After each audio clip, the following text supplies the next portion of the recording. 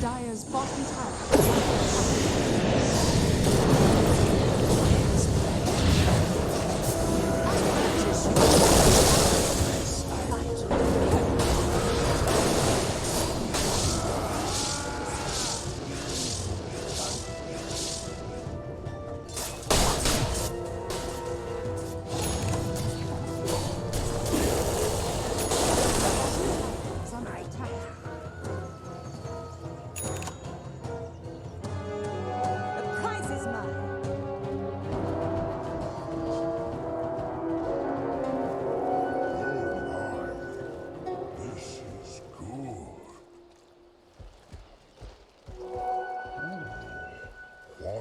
sort of prize is this?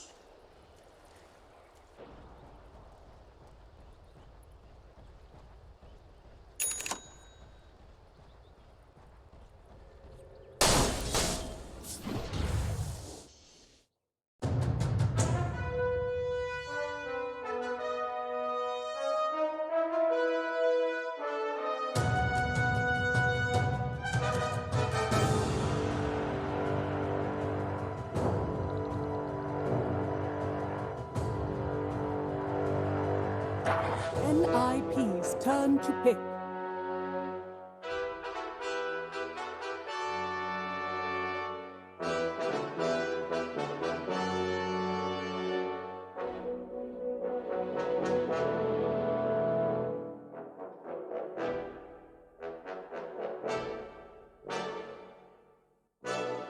Ten seconds remaining. 5 seconds remaining. NIP's turn to pick. Quick!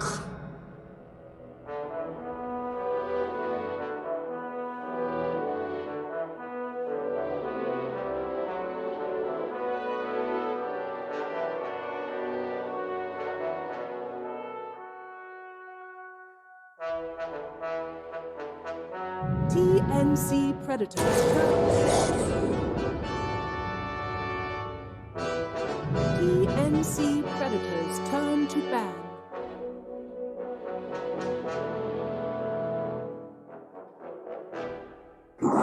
NIP's turn to ban.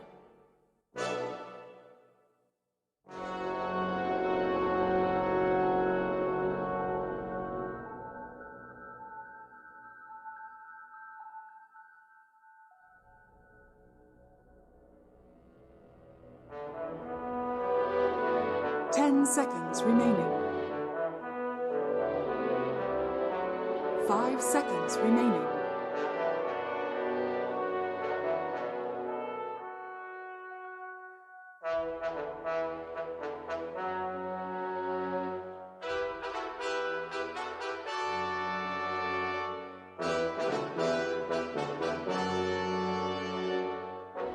TNC Predators turn to ban.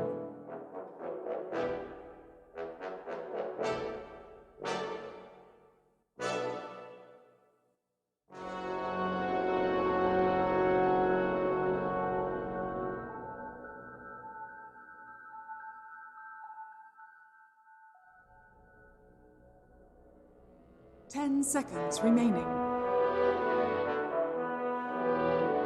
5 seconds remaining.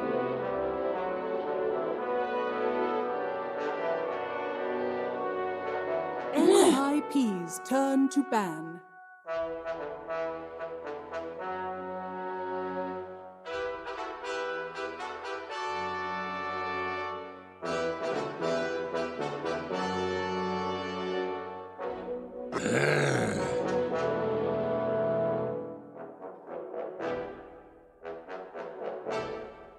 Ten seconds remaining. 5 seconds remaining.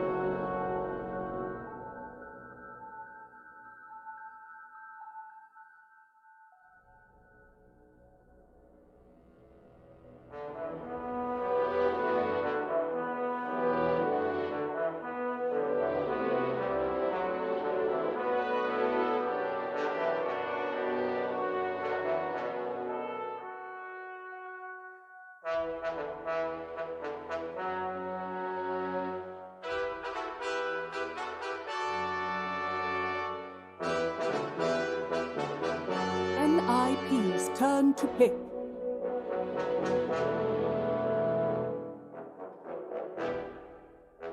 TNC Predators turn.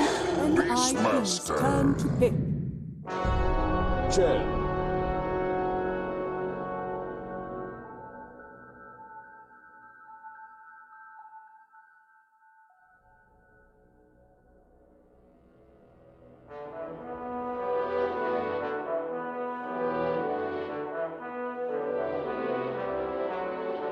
10 seconds remaining. 5 seconds remaining.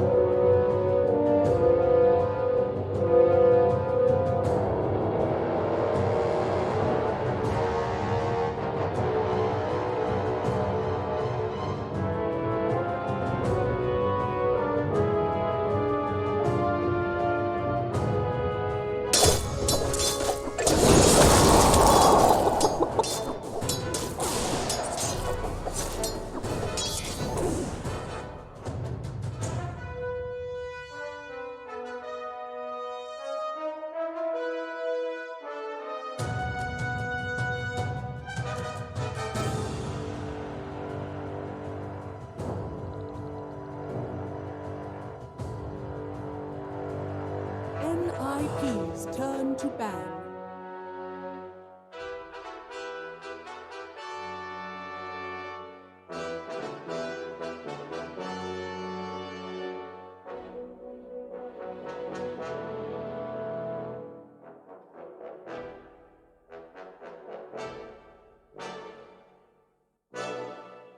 Ten seconds remaining. 5 seconds remaining.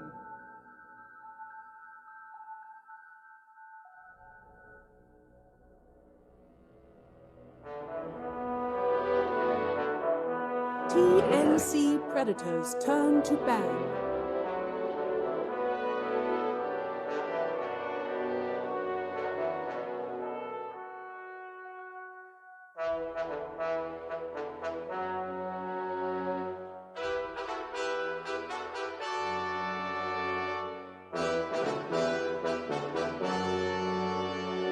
Seconds remaining. 5 seconds remaining.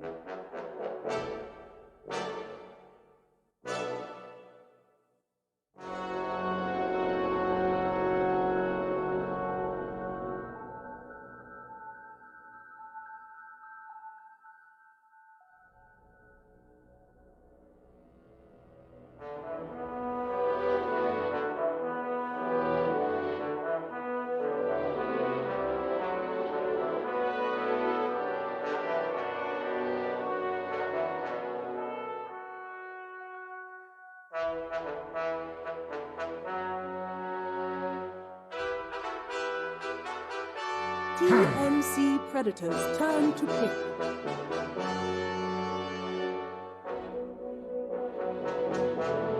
NIP's turn to pick.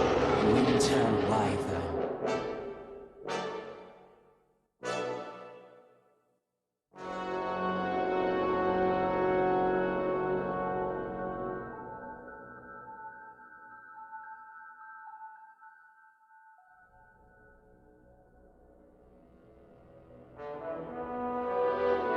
Seconds remaining. 5 seconds remaining.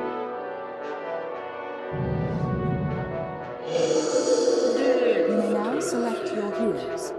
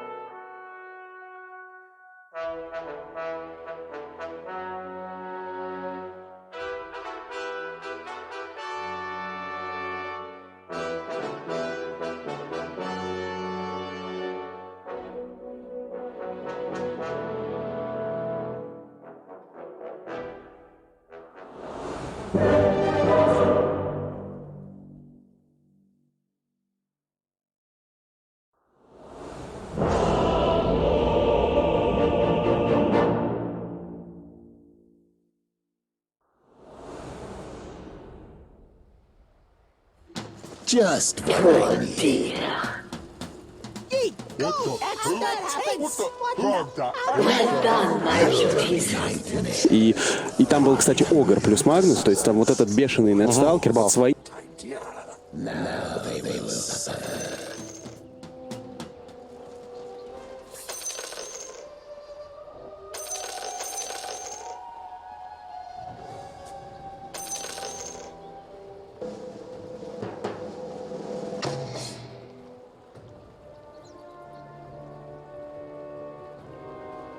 I have solid intelligence on what is to come.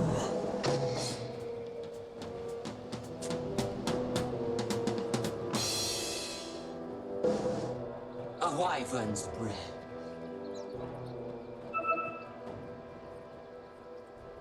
Thirty seconds to battle. Not meant to be. A wyvern's breath.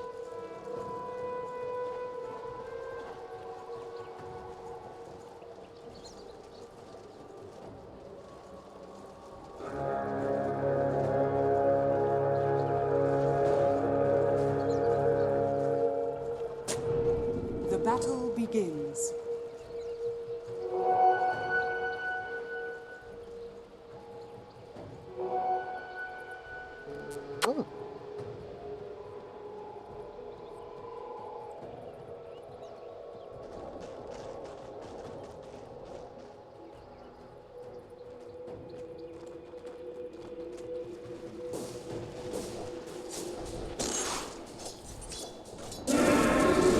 My purpose fulfilled.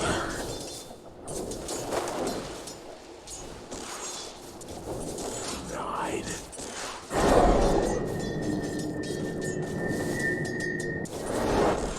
Defense.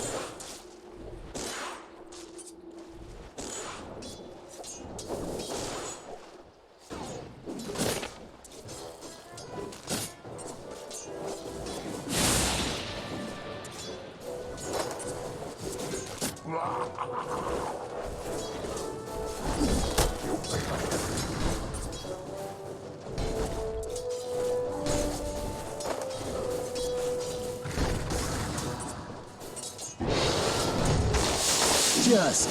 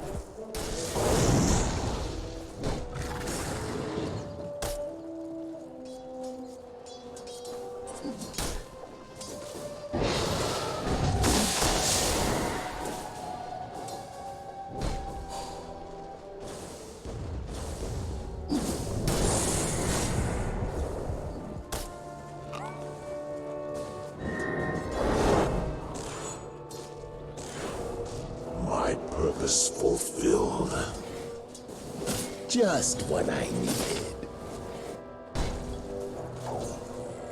Not meant to be.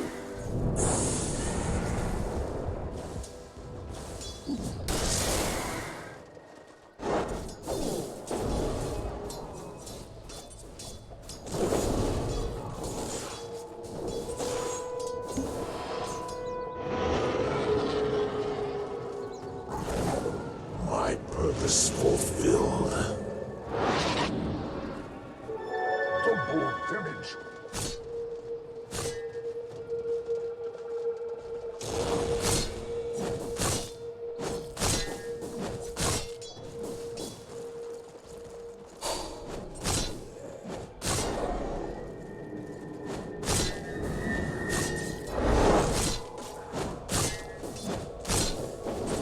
My purpose fulfilled. By my rights.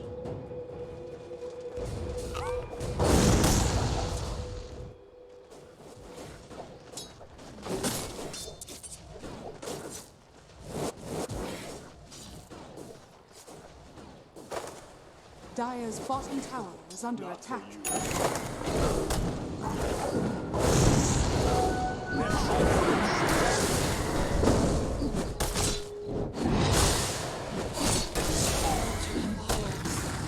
How quickly chaos spreads. My purpose fulfilled. Tribute to my house.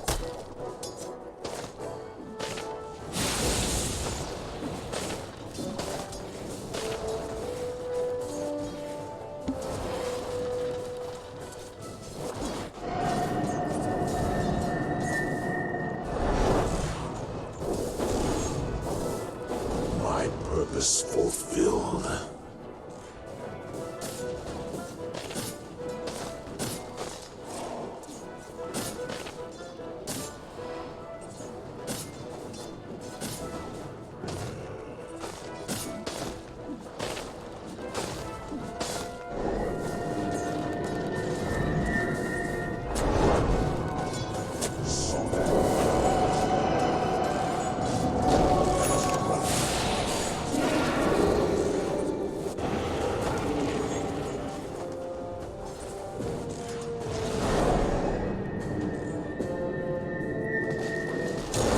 Dire's structures are fortified.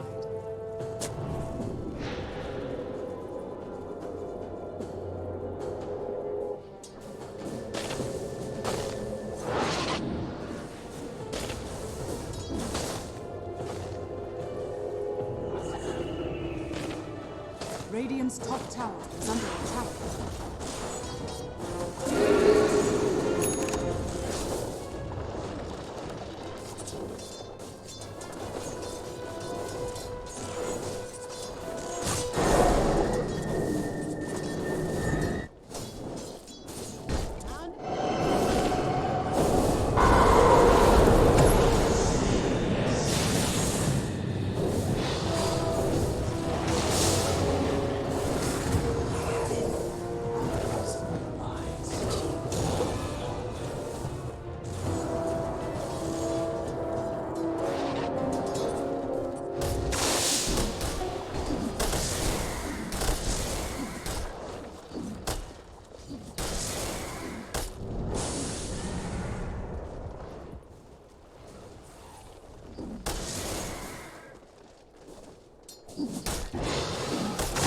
My purpose fulfilled. Poor dear.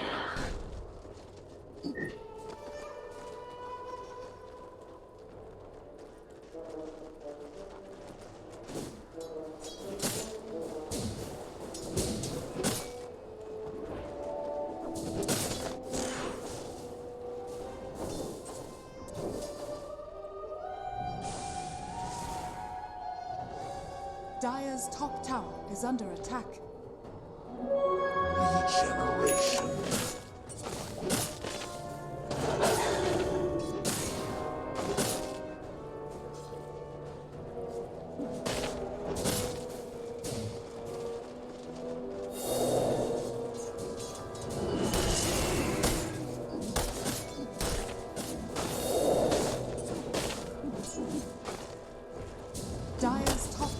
is under attack.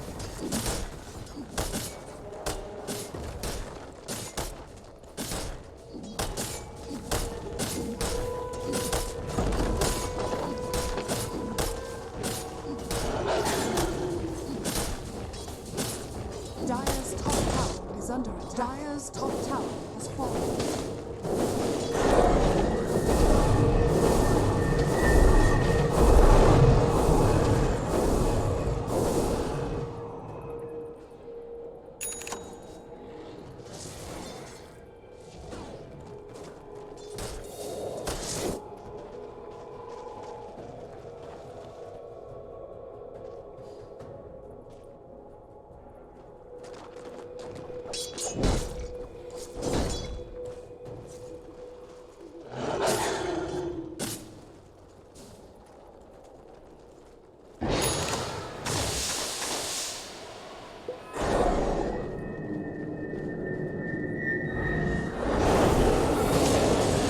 My life is mine to spend.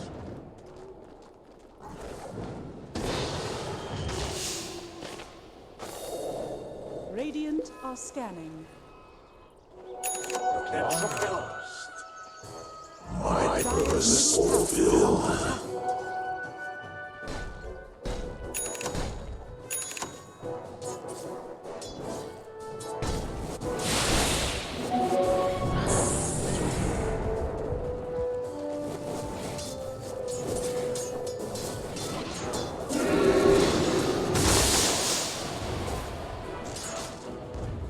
Radiant structures are fortified. A wyvern's breath.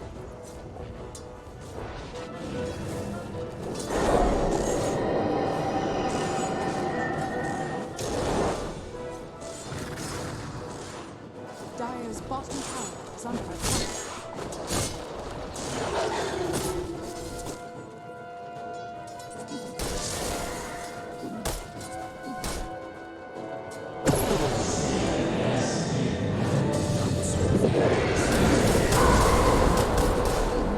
Just what I need. Dire's structures are fortified. Dire's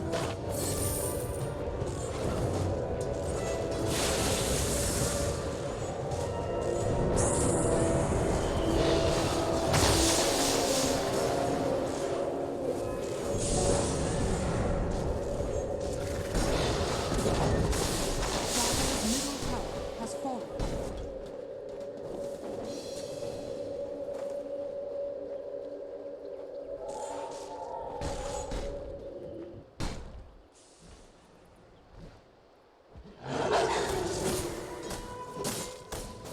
Radiant's bottom tower is under attack. Dire's structures are fortified. Radiant's bottom tower is under attack.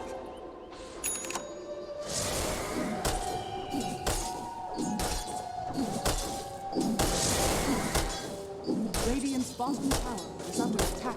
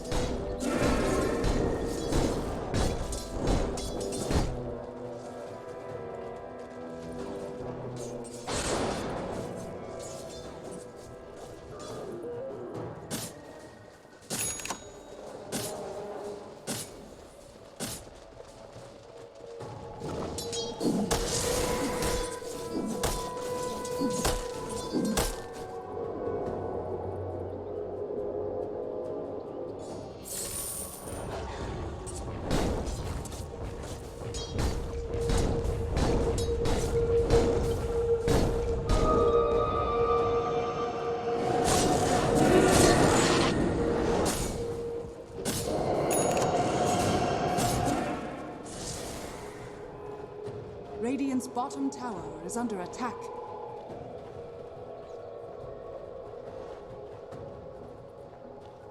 Dire's top tower is under attack. Radiant's bottom tower is under attack.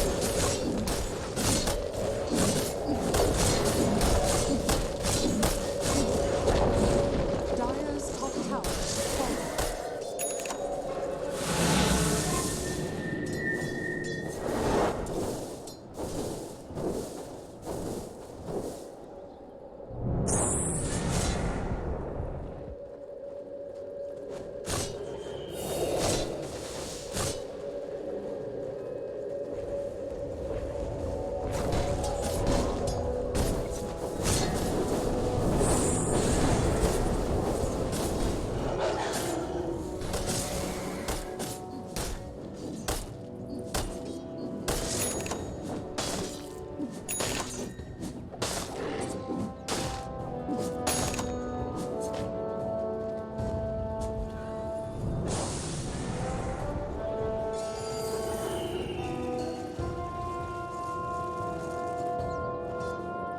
bottom tower is under attack.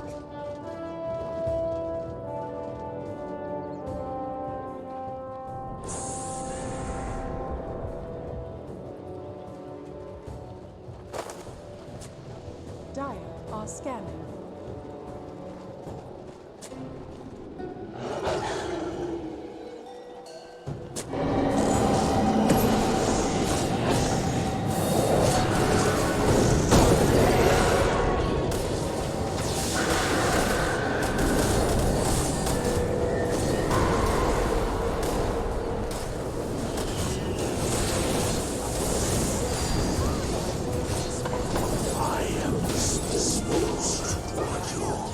Just what I needed. My thrift reward.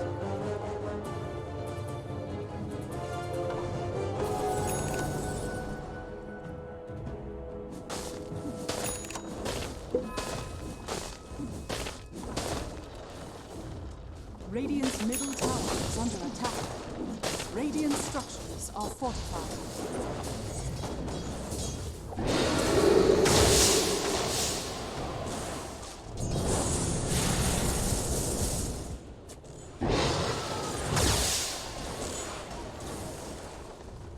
Radiant's bottom tower is under attack.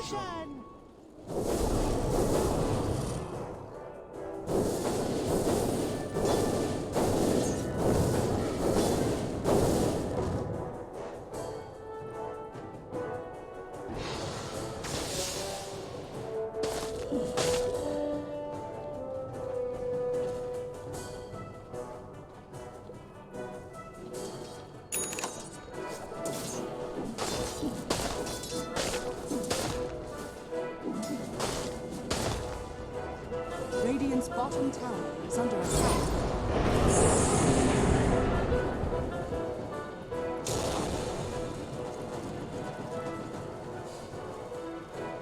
Radiant's bottom tower is under attack.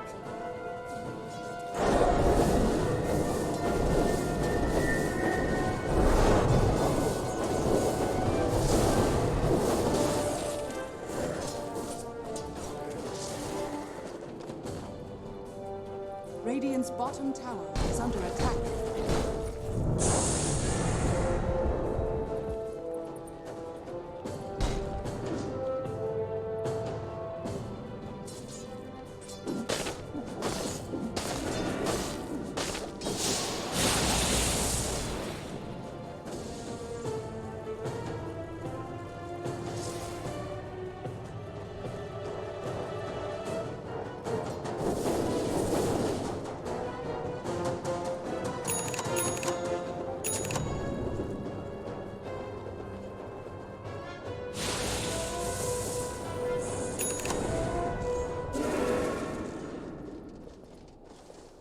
Radiant's middle tower is under attack.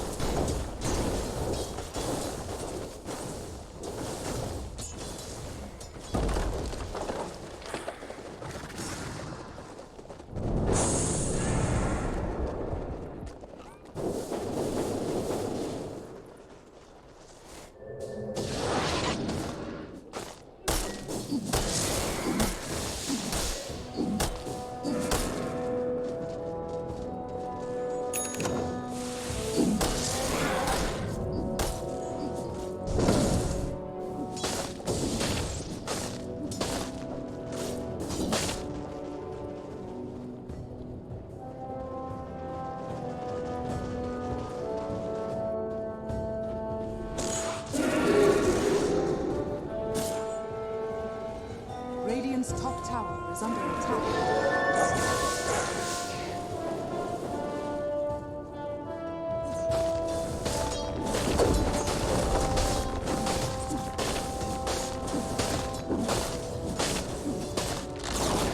Radiant's top tower has fallen.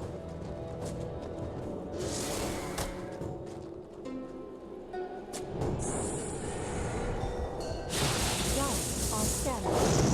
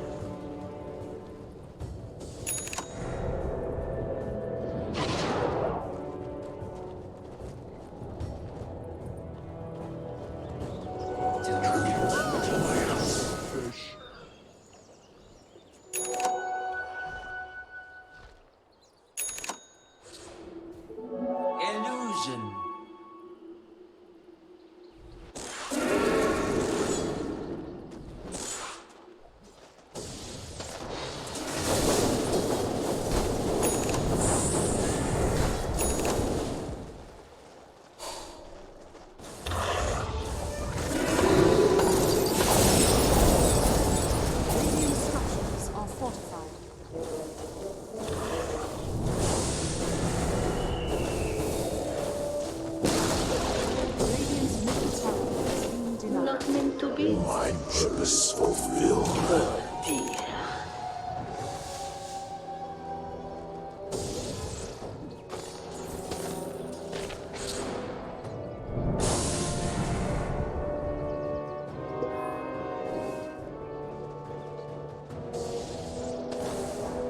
Radiant's bottom tower is under attack.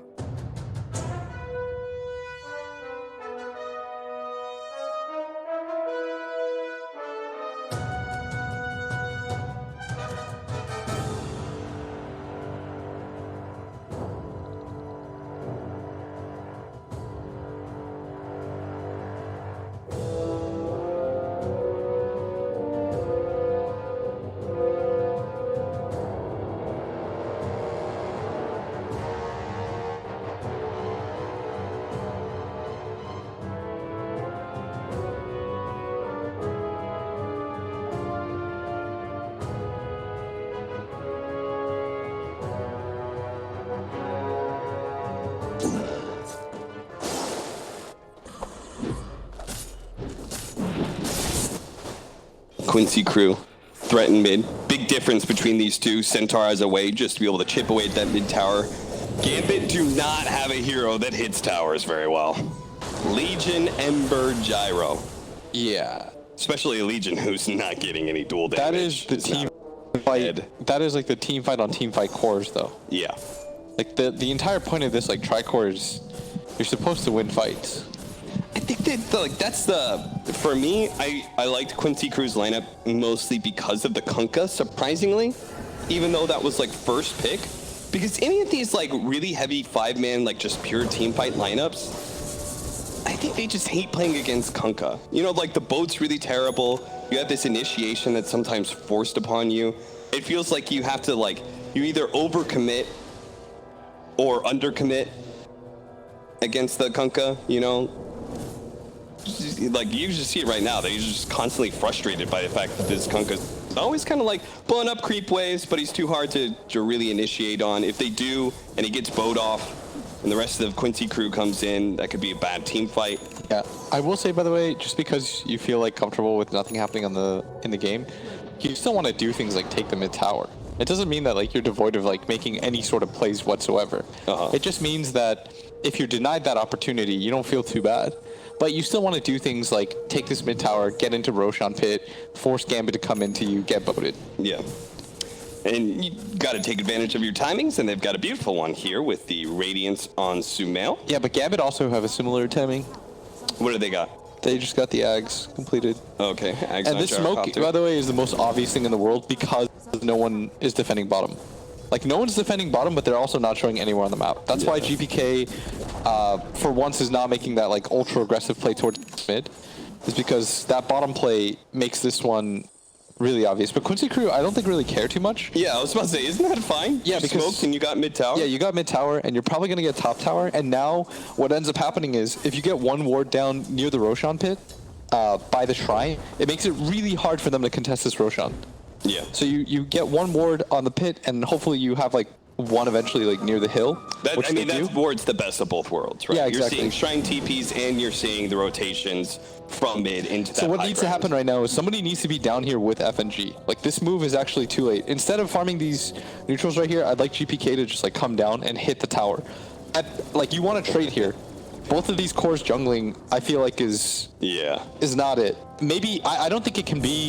I think they're both thinking to themselves like, I'm not the tower hitter. The problem is like Dream can't really go down there because he doesn't have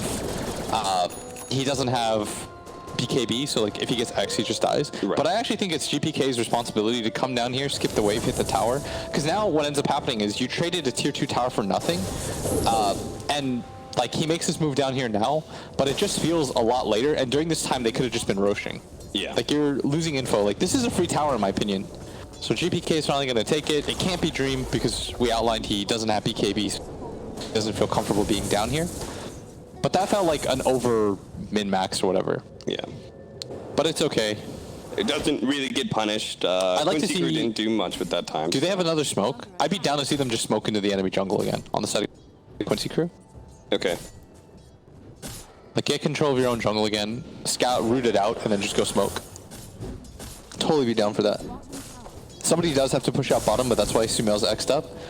You let him come back in, and then you just draw the line straight into the jungle. And then if you win this fight, you go and Rosh. You show your War mid so that they think, oh, well, they're just clearing out their own jungle and farming. But what should alert Gambit to this move is that no one is showed towards his bottom lane. And so this is going to be a bit awkward. He's going to get the jump. They're going to be able to get the torrent into the stomp, and it's going to be enough to blow up. Shot slow, not quite enough to boat. Maybe it is. The liquid fire is still not enough. He gets healed up, and he's going to be fine. Unfortunately, Vampire is not going to be as safe. He had to throw his life onto the pyre there. Throws out the tombstone and gives them a little bit of space, but they're still going to be caught. Oh, GBK does manage to get away. He uses his BKB and now turns. He's going to be able to finish off the Centaur. Looks like that's going to be dead on dying as well. He wants to be able to finish off. He's Sumail, who has that Radiance. They're going to be able to get the duel assist. The first one duel of the game it is. Winner, winner, chicken dinner for Shotslow. And now, with the buyback coming out from Gambit, they really want to make sure they wipe everybody of Quincy Krug here. They're just going to continue to kite this troll around. Nice. He dies bit by bit. SVG is the obvious cleanup. Great team fight for Gambit. On top of their shrine area, just could not have been a better timing of that first BKB. Yeah, GPK's BKB timing here is actually sick. It saves them. They're able to completely turn the fight. And Sumail just gets isolated from the rest of his team. Like, he went a little bit too aggressive. I think that he was like, oh, well, this is a winnable fight. He just runs in, but by that time, like, the boat buff runs out, and Ember is naturally very strong. And that move alone buys them a lot of time now. I'd like to see them take the mid tower as a result of it, but there's probably just not enough time. So what it does is it sort of just resets the position again. That is and it the gives advantage, Gambit, right? like, another chance. Of like, we're talking about like, okay, you smoke, you make this move into the enemy jungle. You are smoking into a shrine. That makes it difficult. But simultaneously, you lose that fight, you didn't lose any objectives. Yeah, you just lose gold there. Yeah. Which It's kind of like sucks, but... It's like a little bit of a risk, but a high reward. You win that fight, you get Roshan. You lose that fight, well, we're not going to lose map control for it. Yeah, at because least. everybody, hypothetically, like, because you use the shrine in the middle of the fight, should be low anyways. Yeah. Well, 10 to 10, 25 minutes in, even net worth. Are you still holding that Gambit bought themselves more time? Yes, but how much more time do they get out of that? Because this is still a top net worth troll. At what point does troll really start taking over the game? I think he needs, like, Satanic. I think once he gets Satanic, it's really hard to kill him. Third item troll is online. If you don't have the lockdown for a Satanic troll, it just feels so good to play. Yeah.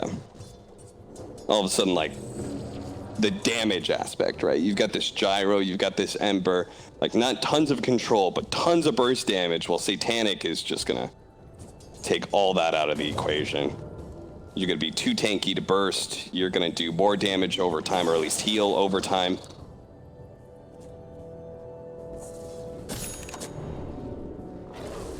And that's why Gambit need to get the lead out here. Need to find a way to take the fight on Quincy Krug's side of the map. Yeah, and so they're take gonna an smoke. objective, and they're gonna go smoke up to top lane where Saberlight is very aggressively pushing in. Oh. Blinks away. got Don't ulti. let him get out. They're gonna control him for the meanwhile. They do manage to get the sounds on him. He's looking to be able to finish off that ghost. He's really off the tanky. stampede, but they're holding on to their disables. Another round of chains. Maybe now it's gonna be the stampede. Pops it as the chains run out, and into the back line comes Yuar. Does Ice Path misses, but Vampire's still gonna fall here very likely, as he's got nowhere to run to, nowhere A to lot of hide. zombies. He's got to reset this. Yeah, Yawar is kind of stuck here. He does have BKB though, so they're a little bit low to try and full and commit to him. That is a beautiful soul by now. The duel. Can they finish him up in time though? He's fighting it out, getting a little bit of life steal. Enough to be able to win the duel. No! Disaster strikes for Gambit as Yawar is able to turn this all around off the lifesteal. GPK fully committing. Now that the troll has used his ultimate, they will be able to get that turnaround kill. But the torrent hit the Fateful and bounced into the back line and finished off the gyrocopters, who even as Gambit do win the fight in the end. Losing their gyrocopter leaves a bitter taste in their mouth. Dude, the zombies were way too annoying for them here. The boat does manage to save it temporarily, but I mean, the BKBs, they're quite nice for Gambit right now. This is their timing where they should be stronger. Yeah. With such healthy BKBs, 8 seconds on their Ember. I believe that was like the fresh 10 seconds on the gyro that was just used too. This is going to help out his game quite a bit. That's just a weird situation. Like, at that point, you instantly have to drop the tombstone. And you could see he was like, in two minds, he was like, well, we're really strong. I mean, we should be stronger. We just want a 4-on-5. Radiant's mid And not being able to take Roshan with that smoke play is really hurt them. What if I put it to you this way, though, to make Shoot. it more convincing for Quincy Crew? Hit it up. They just gave the troll a mithril hammer. Right? That's what that is. They gave him 1,600 gold in damage, basically, because he won a duel. bottom tower is under attack. Especially in a troll that attacks really fast. I'm gonna feel real sad about that. Are you checking duel damage? Yeah, they've upped duel damage over time. It's no longer like the 10, 12, 14 it used to be like Yeah, that's so 2 garbage. years ago. I was like, It was so this bad guy just back got. then. I was like, this guy straight up got 26 damage. from 26 duel? damage. Yikes. You gotta be careful with that duel now. But Gambit, if they could take this mid tower, start taking more map control. GPK, man, with the Shivas. Dude, GPK is just such a beast. He's a big old beast, man. He walked away from that team fight. Real farm does get hit by this just straight up stomp as he runs into Saberlight. No. Does manage to get off the Sleight of Fist, and he should be able to jump away, but he's low on mana. It's going to be the Legion Commander that ends up going down instead of our Ember Spirit, and possibly our Undying as well. Gambit. They need a Roche now. They will pay for GPK's mistakes here. Oh, man. And Quincy Crew, as you said, are going to head straight into the Roshan pit. Shershlo was so funny there. He like walks in and he's like, oh god, I made so many errors. He just got punted into like the 18th dimension. Watch GPK just steal this Roche. That would be a boss move.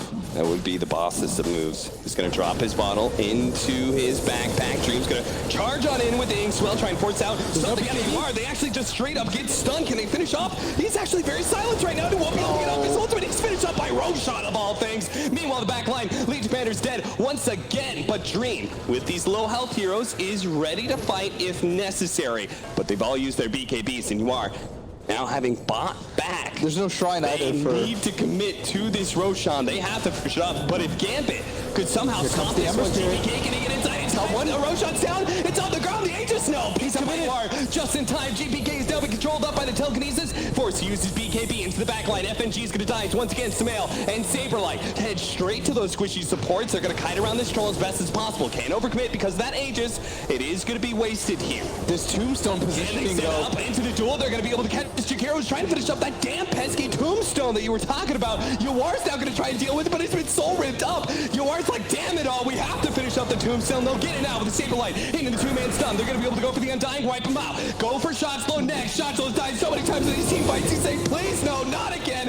But GPK managed to save him for a moment. The chains, it helps, but the torrent brings him back in. Shotslow still in trouble, but the Toro, he's been controlled up. Can they finish off here? Yuar getting on top of the gyrocopter. Dream popping his BKB, trying to finish off the troll. They do manage to win the fight. He get down the big carry, but can Dream get out? Samael keeping pace with them, laying out those flat-handed shots. He looks like MSS almost died here. The big bow coming in, managed to finish off the gyrocopter. GPK out of mana, not going to be able to go for those very, very low supports. They had the Rubik and the Centaur that were just on sliver of HPs, both in the back end, but unfortunately can't go for them, and the fight wears out finally.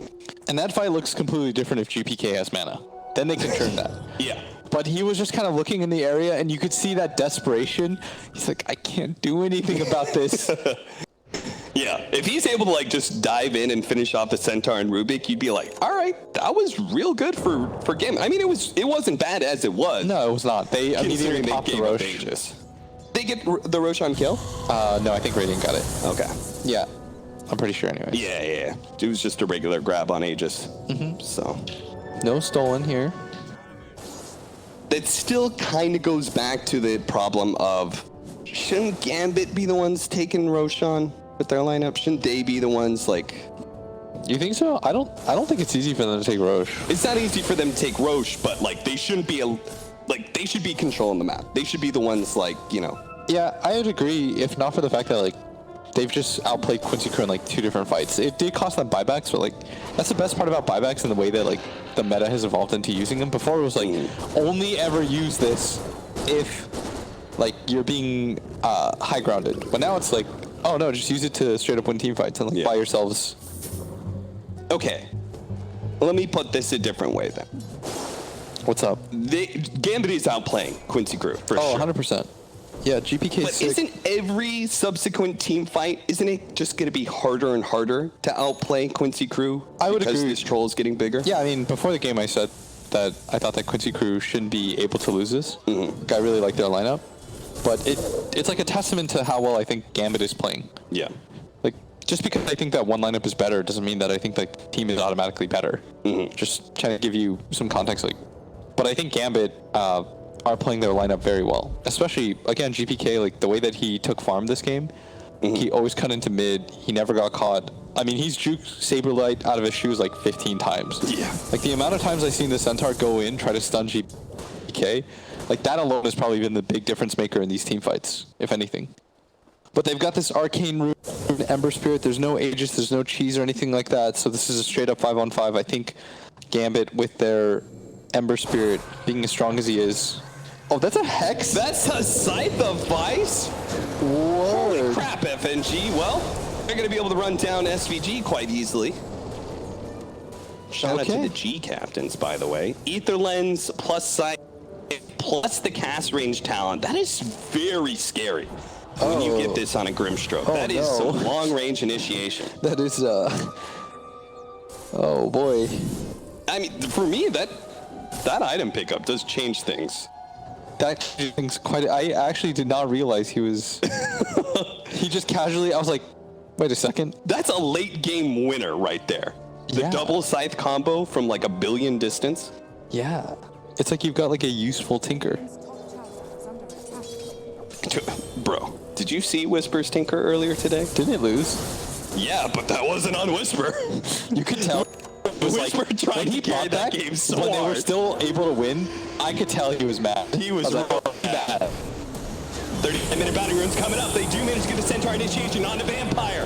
Vampire maybe burst it down here, but it comes at cost with the lasso and controlling up both these Tombstone.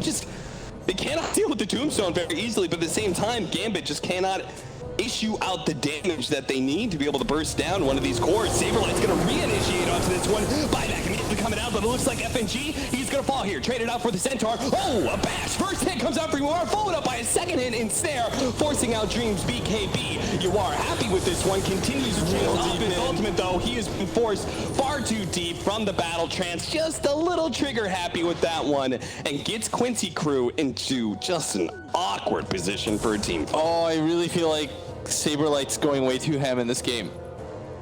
I don't know if somebody's telling him just like go in, but it makes it awkward because at that point it's impossible to like uncommit yourself in that fight. So you see, I mean, also you are. I don't know about that. Once Yuar popped his ulti, he was like, all right. Yeah. He was trying to burst Dream. Yeah, but I think he got like a little too happy about the second hit in Snare, and he was like, "Oh, I got him." It's like, dude, he has BKB too. Relax. Yeah, Calm down. chill. They're sort of in this weird position. I can hear. I feel like I can hear Samil. He's like, "Go back, you idiots." This is exactly what they want. Because This is why I left this team. Oh, dude, I didn't even go there. Full up on there now, the gyrocopter. And initiation by SVG. Hello, dual damage. Yo, pick on someone your own size, Churchill. Like, come on. Shotshlow finally breaking over 100 dual damage for himself. He was like, I am not winning fights against this troll, but this Jakiro. And at this point, like, do you need the dual damage? You don't care about that. What you really care about is level 25. Yeah, the 350 AoE press the attack is so sick. How much damage would you need to be given bonus for that to be useful to you? I think it's literally, it doesn't, I think the damage bonus almost doesn't matter. Really? I think it entirely matters on what kind of game you're having as Legion Commander. Like, if it's 150 damage, but you lose every duel, then, like, isn't it a bad talent? Is it, though? Meanwhile, if cleansing off your real carries is good, it'll always be good, you know? If you're owning the game single-handedly as a Legion Commander and winning duels like this... What a jump. What a jump. Shotshlow finds it again. Yo, the double hex! Be able to get the double hex with the gyrocopter Dream. Bounces immediately, trying to finish off Saberlight. right. Well, this Kiro will easily fall to just the flat cannon shots, but Saberlight's just too tanky. Once again, they get fooled into thinking they can finish off this offlaner. GBK actually using his BKB to make sure he gets out. That is another buyback being used. Even if it is the 5 position, it's something. The double buyback. This is yeah, it was double buyback. Both supports. They thought this was going to be a bigger fight. I mean, it feels like they just don't have an easy way to kill this Ember, and that's making the fight so hard. Like, Ember's able to play so aggressively, and the Tombstone is proving to be way too annoying. Like, Vampire just runs in, he plops that thing down, and he's like, do something. Can I just say, like, what if we replace this Yule's mech and we went the FNG route of just go straight up to the side? Like, Yeah. you need more disable for this You do Ember need to spirit. pressure this Ember. You need to make it so that he doesn't feel like he can just jump in no problem. Yeah, he's doing that without a Lincoln's. Yeah. He feels very little threat.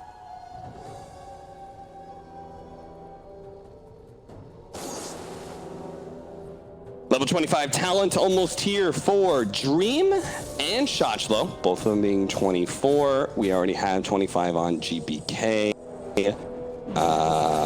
On who's close on Radiant side? Nobody really. 2 level 23s. Samael's getting kind of close to 24, but maybe one big team fight. Smoke up, but at the same time, a successful scan from Gambit. They know they're around this Roshan pit. The question is, are they going to get there fast enough? Are they going to... Yeah, there it is. Okay, GBK is like, yeah, I can... Oh, no, the telekinesis into the Stampede, into the Torrent as well. Completely controlled up, but there is going to be a buyback. They're going to wait for Quincy Crew to overcommit, potentially be able to snag this Aegis away from them, but they're going to have to buy it out soon with the double side device. This time, here comes GBK. Needs to be able to dive into the big crowd. Drake snatches it away. Yoar doesn't manage to grab it, and Yoar now to force the fight out. Does manage to use the battle trance, chasing away Dream, but that's just going to be the first Aegis. He did grab the cheese on Yoar, so he's going to be able to use that one. Excess Vampire is going to be dying inside the door. Oh, Shochlo found a beautiful initiation on Yoar. No opportunity to use that cheese here, sir. Centaur following out. Next is going to be the chains on SVG. Another pickup for Gambit. No! Oh, Samael! He's going to get caught eventually here, and he will die. SVG was also unable to TP away there, but an unfortunate death here for GPK, but a beautiful buyback that wins the fight for Gambit off the back of just a beautiful initiation from FNG. Yeah, and Shochlo finding the free duel, and he's really turning it on, finding his footing here in this game. He's got the 350 AoE press the attack, which is your own form of troll ulti, some might say. Yes?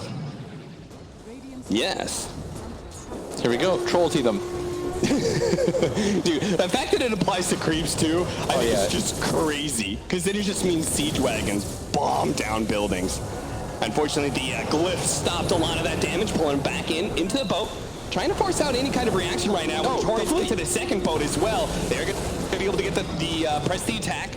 Dream holding strong on his BKB, not popping it early here, because as soon as he does, they have to back away from this push. They'll be able to get one lane, back it up. Quincy Crew holding on to their buybacks, because obviously that's more important than a lane of barracks at 40 minutes. Jeez, Gambit is sick though. Yeah, they are playing this. I think lineup-wise, nicely. I would have given it like a 65-35, and we were seeing that for some time, but like, just the sheer amount of outplays that they've gotten, Yeah. that's so nice. The impact of FNG with this sight device has been massive. It was so funny when he first used it. I was like, what? Yeah. We both just looked at each other like, oh, okay. Just the double check of like, that was FNG. That was used a the hex. scythe, right? That wasn't a gyrocopter scythe device or something, right? JJ's are ups, right? Yeah. He just doesn't, he just didn't click him ever. Oh, jeez. You just throw JJ under the bus, huh? What, you think just because you're a coach now, you don't gotta treat your cameraman nice? Is that it? No, I was saying like he was building up, what is the word for it? Like, he was building up like drama. Ah, he like never. the grand suspense. unveiling. I see what you mean now. Yeah, he's like, got it. Smoke up, Quincy Crew. Trying to catch Gambit unawares, but FNG knows all all. The rune of regeneration. Perfect place to break a smoke. Still gets out thanks to his force staff that he just picked up. This feels like a bit of a desperation smoke for me on the side of Quincy Crew. Yeah. It's like when you don't know how you want to start fights anymore, you're going to smoke.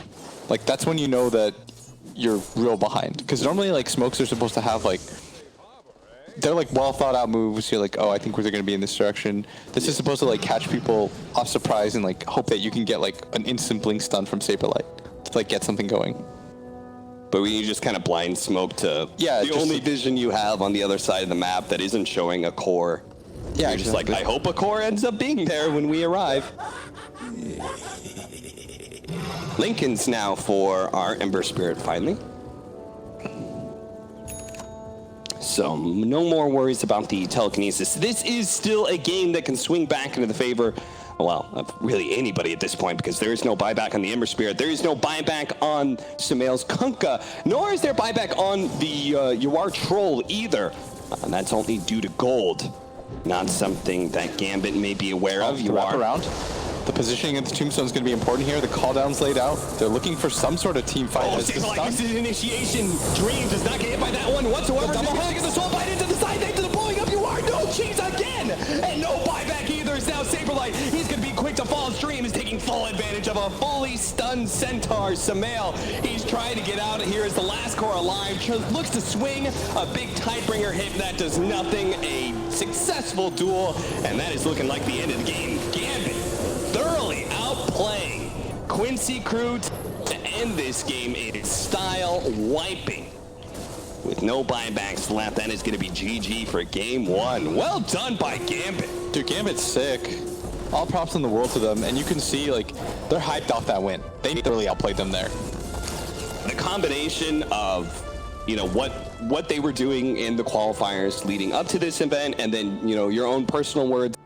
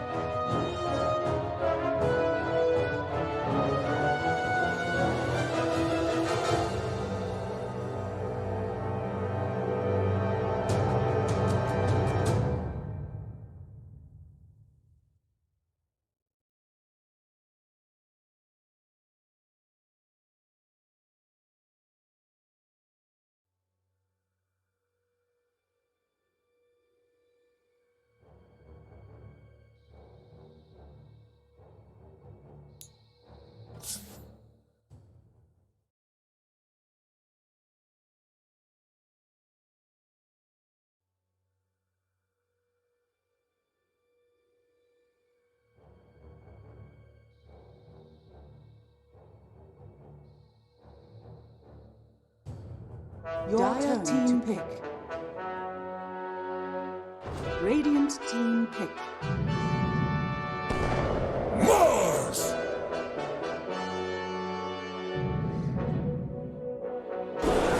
Dragon Knight.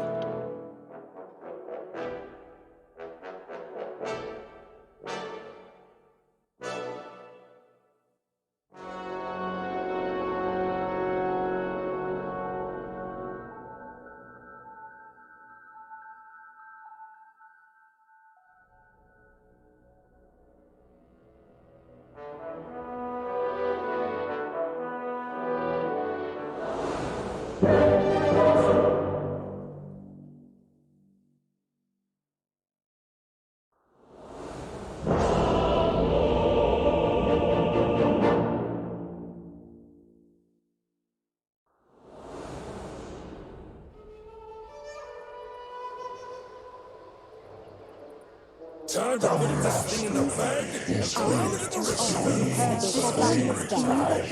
That this one, my friends, is in the bag. You deserve nothing. Now, nobody wins.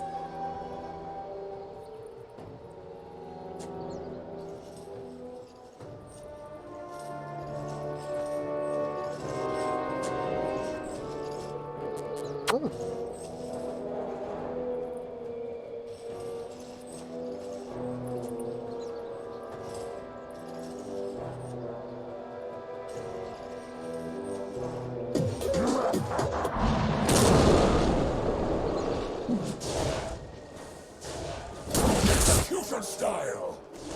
30 seconds to battle. First blood, and it's already icing over.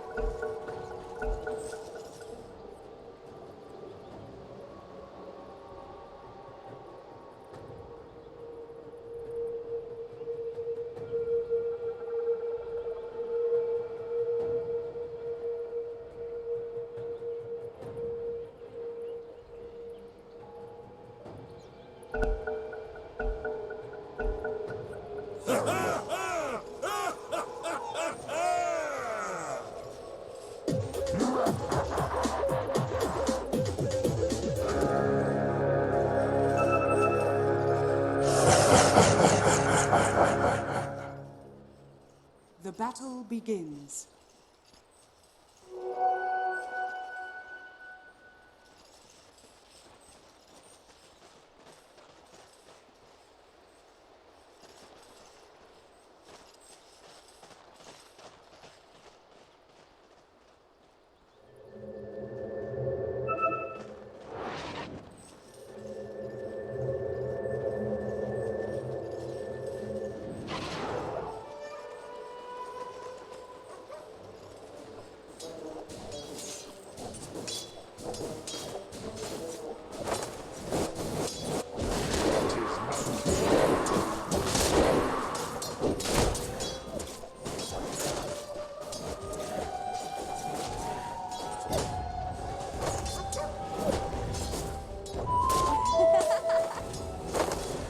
I won't give them the satisfaction.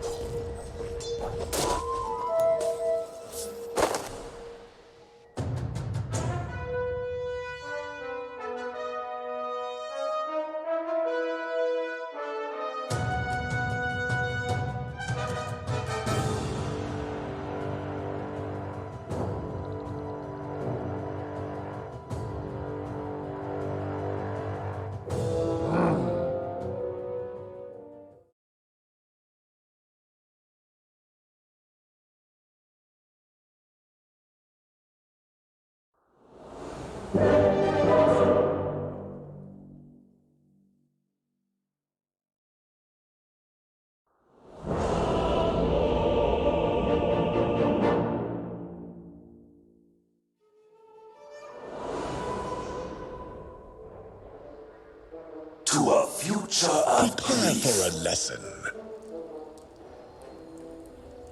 Prepare for battle.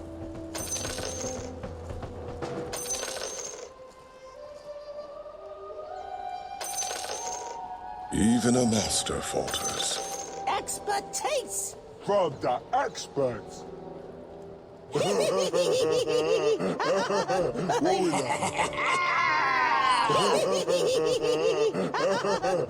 thought you hated you.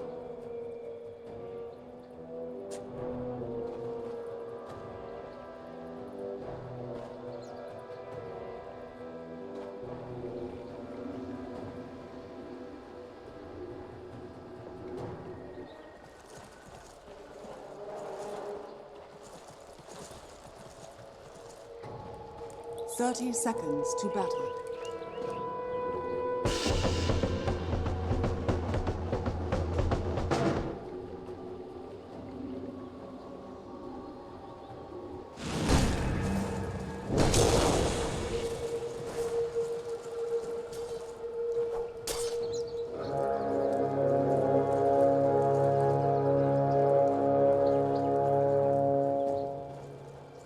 The battle begins. I know I can trust you guys. Balance in all things. Wonderful.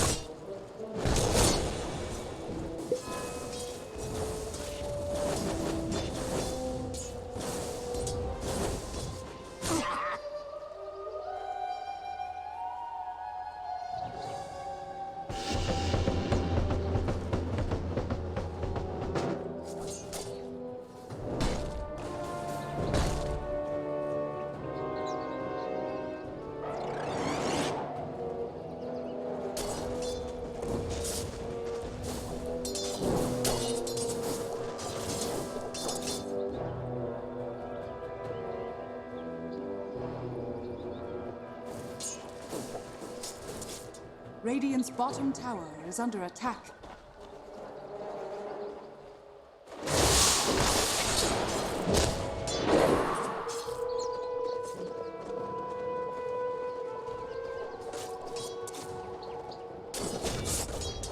Is it worth your life?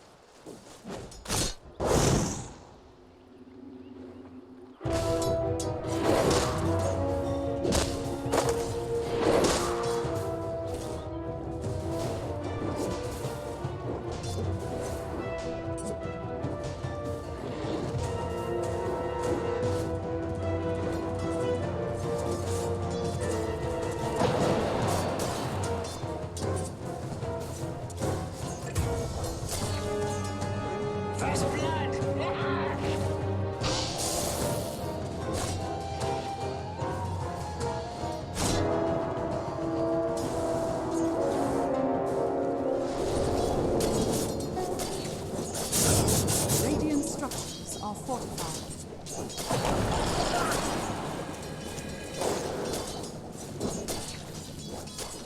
Radiant's bottom tower is under attack. Mine, right?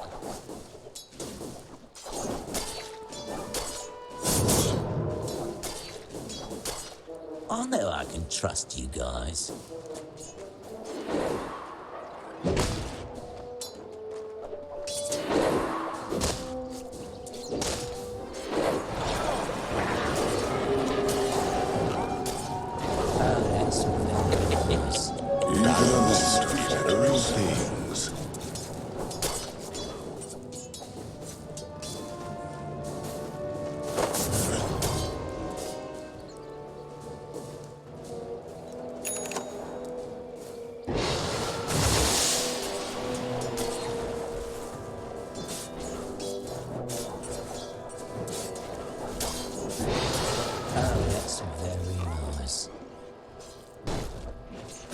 Radiant's know I bottom can trust tower you is under guys. attack.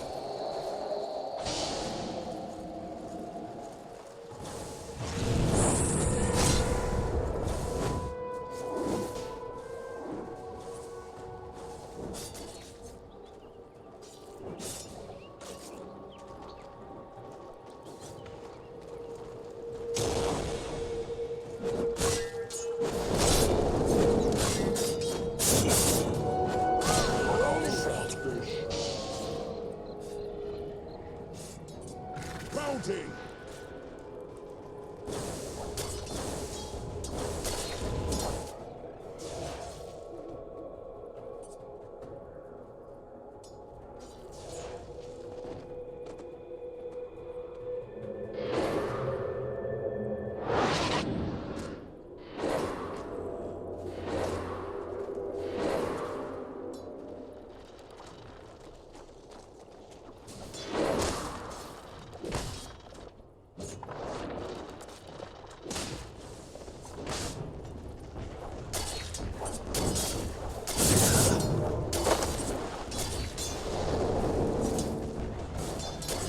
Dire's middle tower is under attack.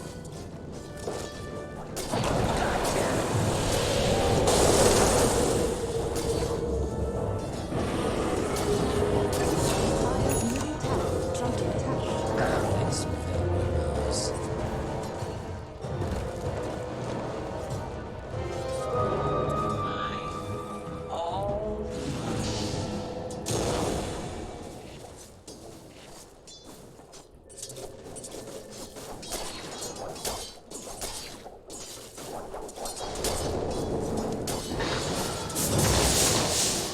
Oh, that's very nice.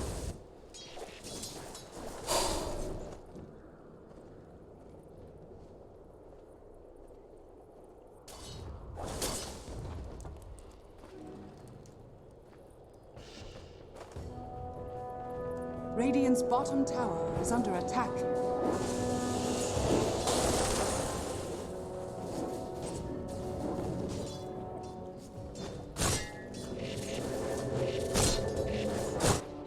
Dire's middle tower is under attack.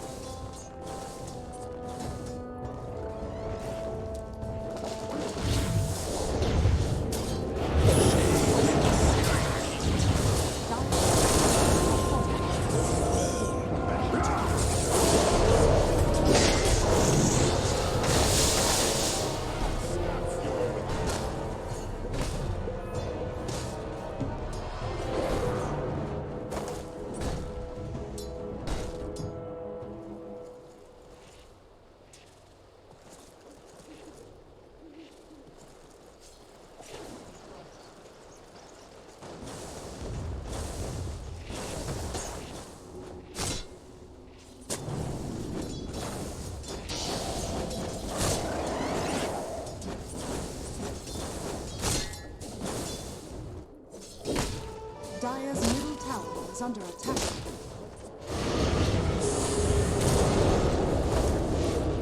Radiant are scanning. Thrice blessed. Radiant's bottom tower is under attack.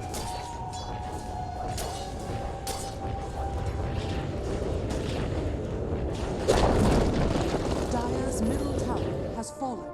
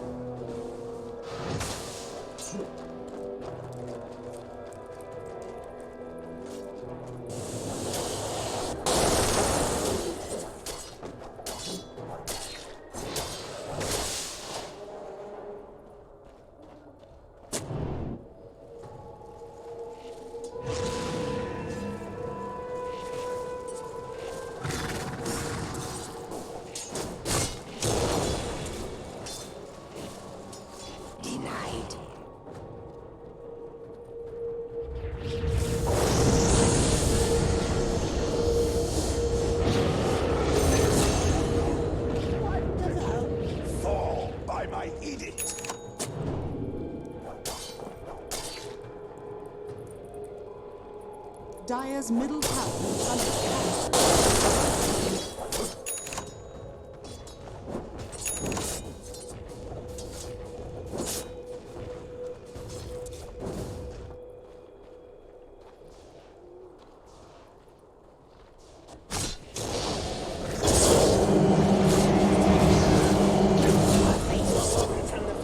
Revile.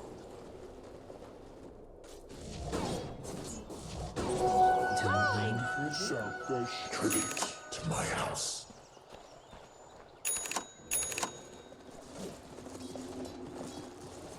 Radiant structures are fortified. Radiant's bottom tower is under attack.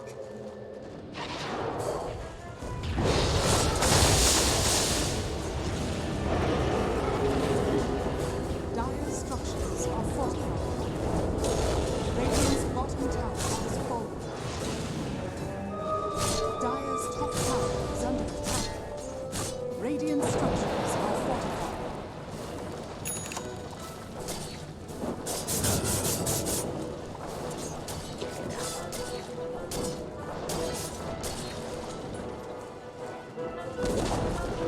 Dire's top tower has fallen.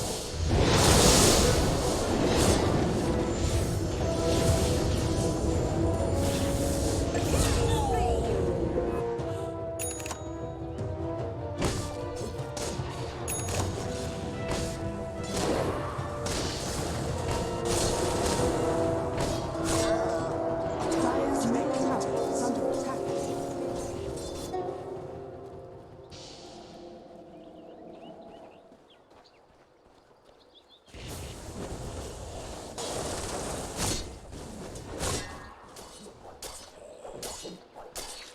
Dire's top tower is under attack.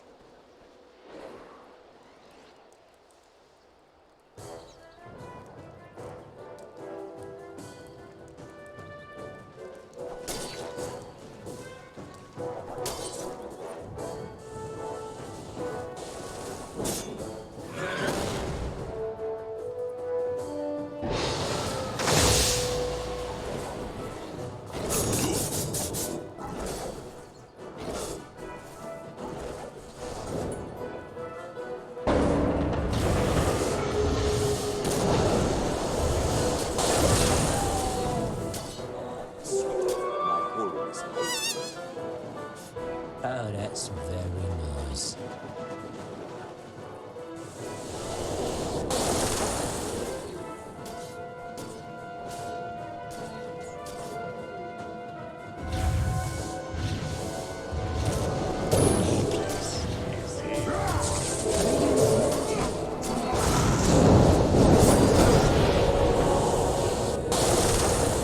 Oh, that's very nice. I can trust you guys.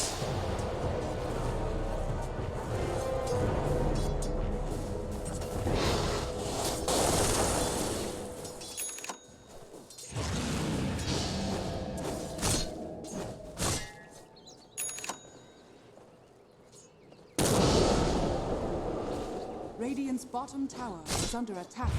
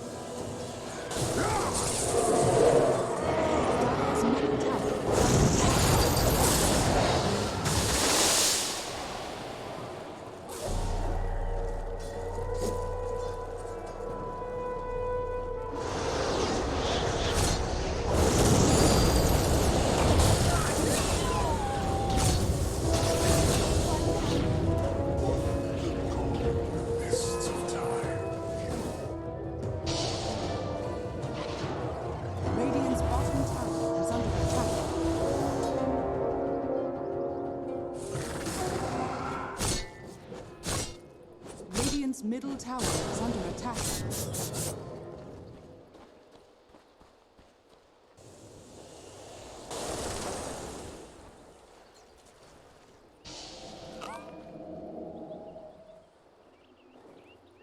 Radiant are strong. Never refuse good. Golden thread.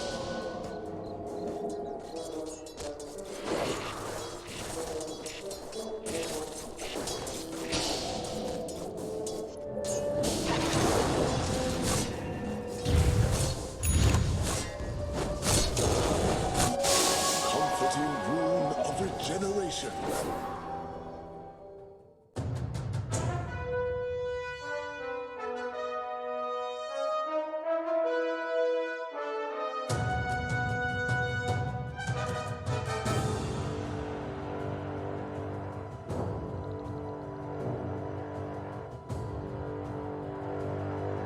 Radiant team pick.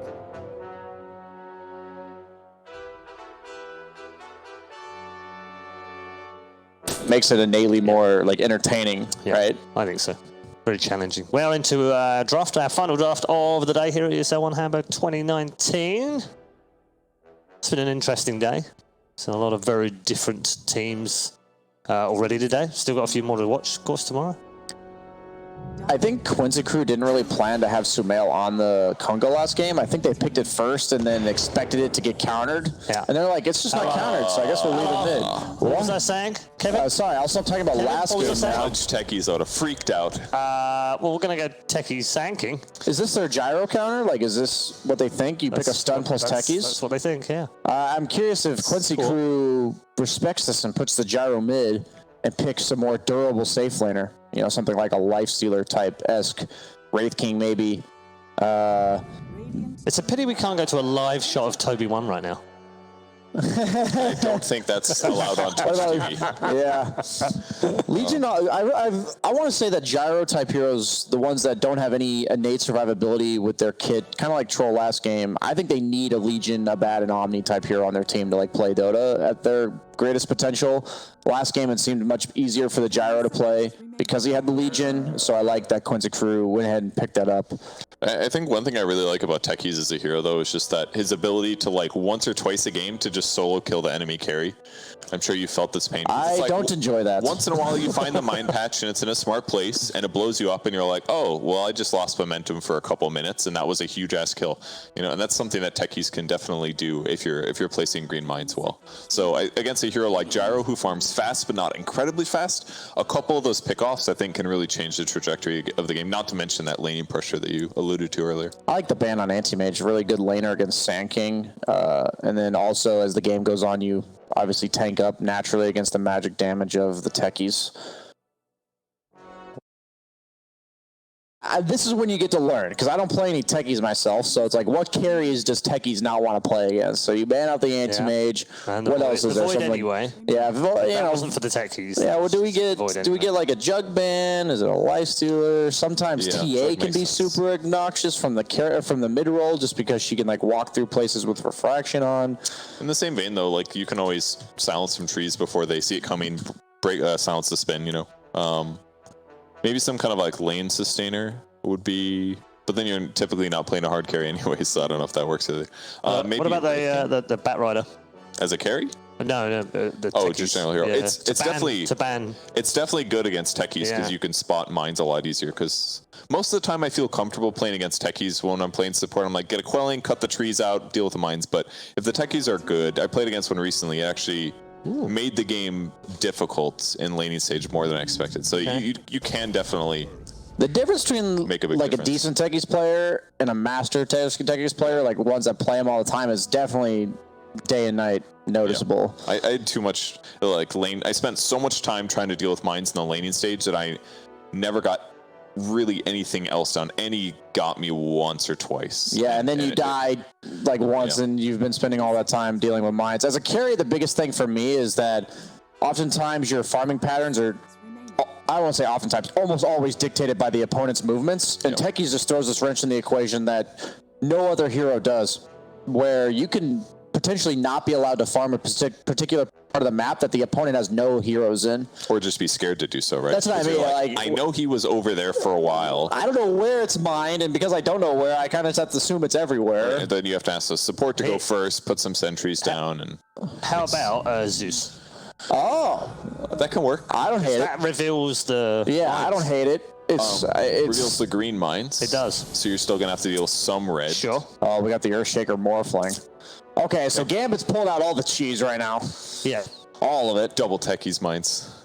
Yeah. I don't love Earthshaker Morphling here. Like, I just worry about it getting ran over because Techies is also kind of fragile on the laning stage. This is disgusting from Gambit, though. It is. This definitely blocks all the picks that are like good safe lane if they don't want to put Gyro safe lane. Like all these like Jug Lifestealer heroes, you're never picking it into Morphling. Does it have some weaknesses though? I mean, don't really have good initiation until Sand King gets Blink Dagger. Very level dependent lineup. Yeah. They definitely. I was realizing they were missing something like early game kind of. Is this Techies 5? I just realized it's probably Techies 5, right? Yeah, it could be.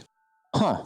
In fact, more likely now. Yeah, I think it has to be. So put the unless it's like a mid shaker, it has to be Techies 5. I guess so. Yeah. I wonder what the meta on Techies 5 is. Like, do you just suicide? Is that the play? Probably.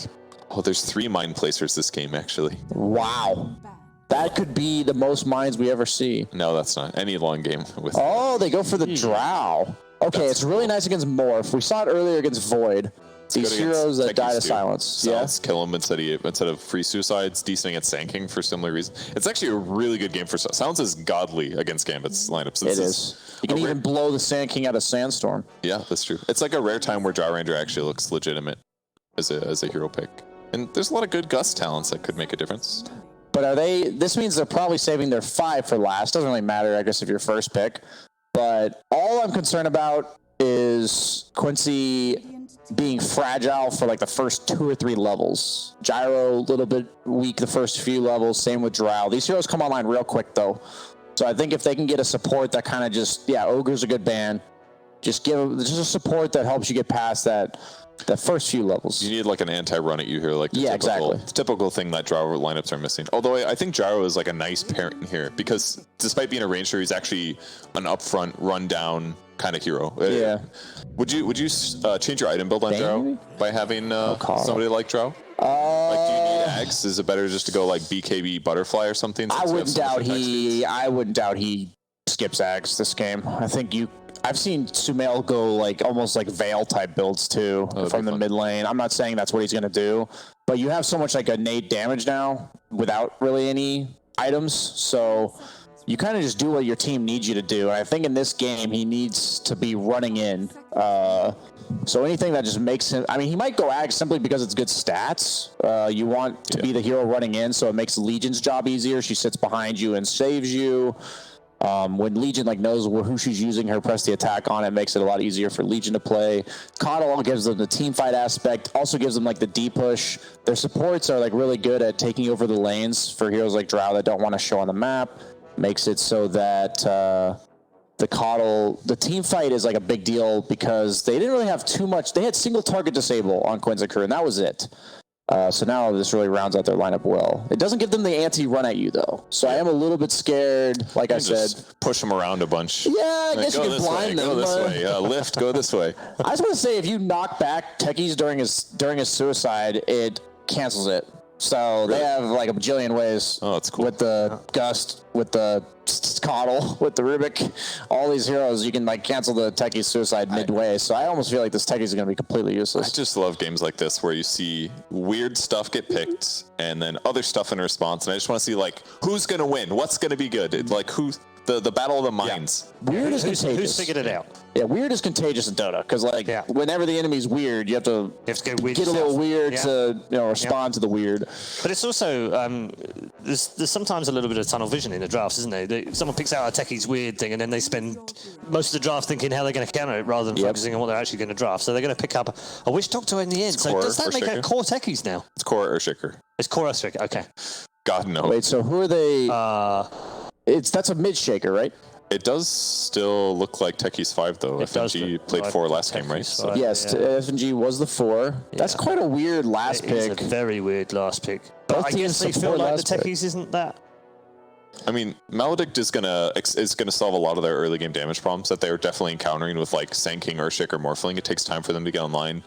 Maledict is a god tier skill. Even like Cask against like a Drow Ranger is gonna be kind of anti-run at you. So it's kind of like a lane stabilizer that also gives them kill potential in the laning and mid game. So was this a Techies 4? It's 5. I think it's 5. And then FG plays the Witch Doctor 4. Is a 4? Yeah. But I think it's like a lane. I think of Witch Doctor as a lane counter to Legion because she can't press the attack off the. So maybe it doesn't really matter too much. So, but then like if you're running, you know what I mean? Then it's like, so who is the? Maybe it's like he might buy some wards. Yeah, yeah. We'll just have to see because this is definitely a game where there's a lot of theory crafting that will be answered in a short period of time. It's easier for FNG to play 5 than it probably is for Techies to try to play Techies 5. Yes. So buy the damn wards.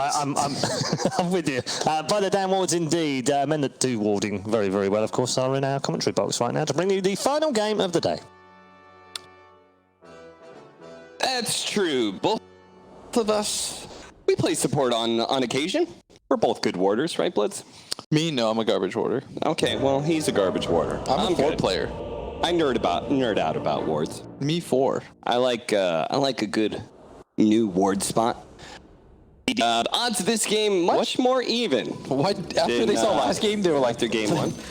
Maybe it's the Techies. Could be the Techies. They don't believe in the Tech. They don't believe in the Techies, but Gambit certainly does, right? This is not the first time they've drafted Techies. Yeah. We scrimmed against it and lost it in 15 minutes. That was something else. 15 minutes? How do you lose in 15 minutes? You know, like... Techies is an annoying hero, man. Like, he's tilting to play against. He's such a strong laner, you don't feel like you can go into, like, multiple areas of the map. Yeah. Like, he just takes away space as much as he creates it. For me, I think Techies was one of the most underpicked heroes at TI. I think very few people felt comfortable enough to try and run this hero, but I think he is very legit. I could see this Drow strat beating it, though. Yeah. Like, it's nice against Morph in the early game, just because of the silence forces you. It makes it so that you can't go Lincolns against the LC, which is really annoying. You have to get Manta. Yeah. Or you can get, like, some combination of items, but it means that most likely you have to go 2 defensive items to play Dota. Because, like, BKB alone doesn't do enough, so... We'll see how fast Quincy Crew is with their fingers and whether or not they're going to be able to get the... not here. That's going to be your first blood. That's going to be Vampire with the first blood even. So yeah. Last game's Undying, who's an absolute terror on that hero. Yeah. Like, his tombstone placement made it so that Yawar, who probably should have carried the game, never found an opportunity to get out on the map at all. It was always, that tombstone is like a little bit, it was in perfect position because it was just outside his reach where he could just naturally hit it down. Yeah. But it was placed in such a way where he couldn't ignore it either. Like, stuff like that matters. As the mid lane, Sumail, we've seen this happen to him a few times. He's going to drop the ward, the first hit, the second hit, FNG, you're going to tilt the king. Dirty. I will say, as a mid player, I hate that. You feel like it's a low skill way to win the mid lane? Yeah, it's like, come on, man. Give me that one-on-one. Vampire, by the way, is going to be playing a 4 techies. Our panel was possibly talking about a 5 techies. I'm going to shoot that one down right away. Let me say, that hero's not the a way 5. to play. Yeah. Because you don't have the time to just, like, walk around warding. Yeah. You're setting up. Yeah. And the aggressive techies. And thanks to the first blood, he's going to have a very fast soul ring at this rate. Yeah. The way to deal with this hero is actually, like, finding a hero that can get him out of the tree line. And if you can't do that, then he's just death from above constantly. Yeah. They do have 2 different abilities that can stop the suicide with the gust as well as the blinding light. Any sort of push, like the movement pushes, will stop techies exploding if you can hit him midair. Oh, really? Yeah. Works that way for... like Mars is one of my go-to, right? Because both the spear and the W, they both stop. So you always have an option. It does the damage though, right? You just stop it. It's no, it doesn't. He doesn't explode. Oh, he doesn't explode. Okay. Yeah, it's like you disarm the bomb. That's what happened. You pulled out the pin. Interesting. Does it make it go on CD? Back in. Huh? Makes it go on CD, everything? Yes, it does. Oh, wow. The CD happens when you first jump. You do the little tail wiggle, you know, like the cat about ready to pounce on prey. And then as soon as you leap out, that's when the cooldown starts. So we'll see how fast you are in SVG with being able to cast those abilities to stop that, because right now they have not been able to pull it off once. Maybe they'll be able to kill Vampire though? No. I will say this is made even more annoying by the fact that like Sand King I think naturally lanes very nicely against Dro, just because you have the ability to like gap close on her. Yeah. You are a hero that can be, he is dealing with, I never love playing against Coddle as Sand King, because there is a possibility you get pulled out of your Sandstorm from the blinding light. But if you stand directly in the center, you should always be fine. But obviously you don't usually stand directly in the center.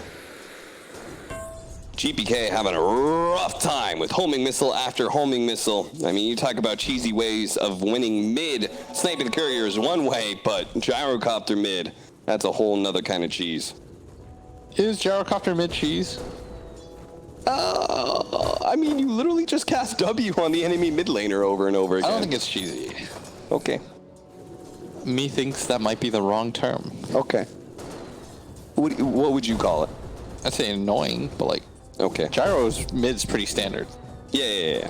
For sure. It's just annoying because you're playing Earthshaker. But you had to put Earthshaker mid because of the situation. Yeah. Let's just say he's not winning mid through traditional means. Out CSing. Oh man, yeah, you really press that rocket you just button. Press W over and over again. In Cap's ideal world, you just don't press buttons on the enemy mid laner or it's cheesy. Did you see that Luna cast Laguna Blade? What a cheese ball. Well, come on. You seriously saying when you play against Gyrocopter mid and he just casts homing missile on you every creep wave? Oh, the blinding light. He wasn't in the middle like you said. He wasn't in the middle. He got pushed out of Sandstorm, but he's leading him into the trap right as they get in range of the mine. Shotshlow goes for the stun, allowing the mine to blow up in SVG's face. And now Vampire will in turn blow up in SVG's face for the kill. The That's second so annoying. kill for Gambit. He couldn't even walk fast enough. Like, that's a sad death. SVG knows it's coming and he can't do anything about it. And even more annoying that you know Vampire is just going to suicide again soon.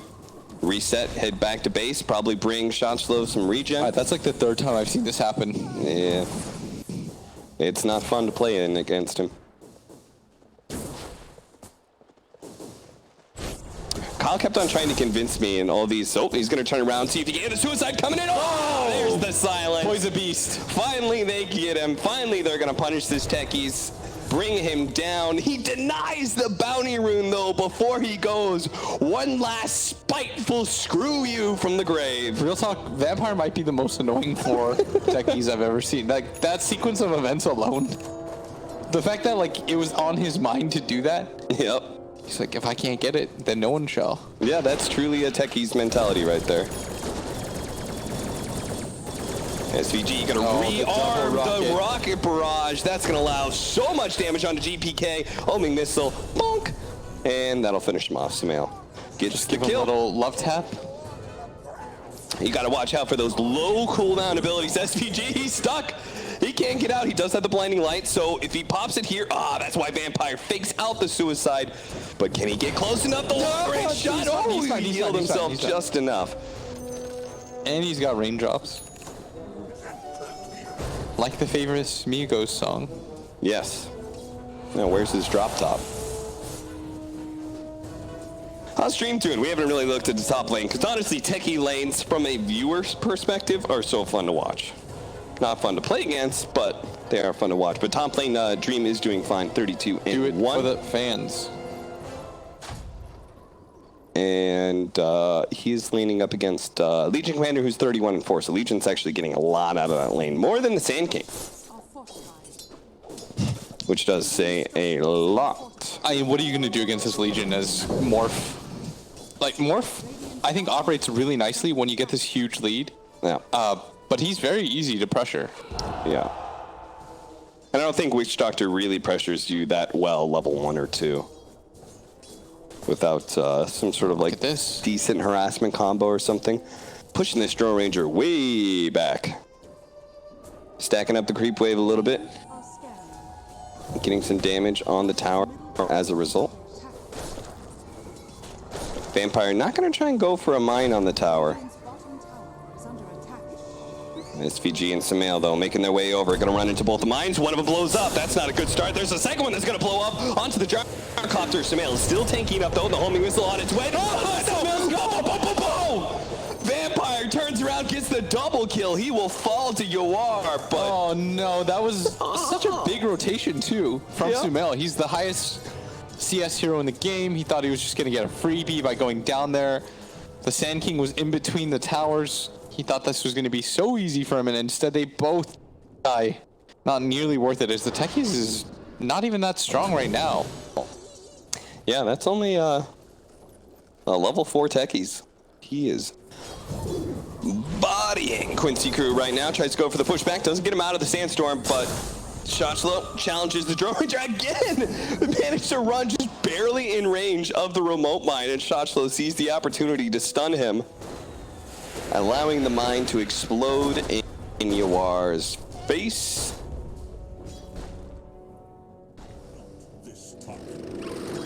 GPK, he knows the rotation is coming. Had vision of it the entire time, not even going to chance things. Knows that call down is available. Rotation heading up to the top lane too, but Saberlight. I mean, I'm not sure why Vampire's up here. I don't think they can get this kill unless they get some fortuitous cast bounces and... Yeah, off the range creep. This is possibly perfect. They managed to get the suicide and the adaptive strike, and not even sure close. What the... I feel like he should just be bottom right now. Is there a 4th and 5th nuke that was missing? He was very, very healthy. Yeah, not really sure what the upside there is for a gank like that. The rocket flies in. I think MSS has been waiting here for quite some time. I think he's going to start getting impatient now. Yeah. He's not loving it right now. The problem with that gank was that GPK was like hanging around close enough. He kept baiting him a little bit, and MSS was probably thinking to himself like, maybe he doesn't know that I'm here. Like he rode the perfect line, I feel. He's in a position where he's not necessarily being spotted off the bat, but at the same time, like he's not being baited into like a position where he feels like he can be comfortable just like giving up on that gank either. Well, I see FNG making his way over to bottom. Ooh, Saberlight getting a little low there, but should be fine. Phase into drums rather than the bracers builds that we've been seeing of late. 10-minute bounty runes, though, are coming up. And where is Quincy Crew? You can see immediately they're going to try and contest the right-hand side here. Dealing with the mines. Not going to find the ward, though, unfortunately. And Shotchlow is able to grab that one. 2 for 2 split.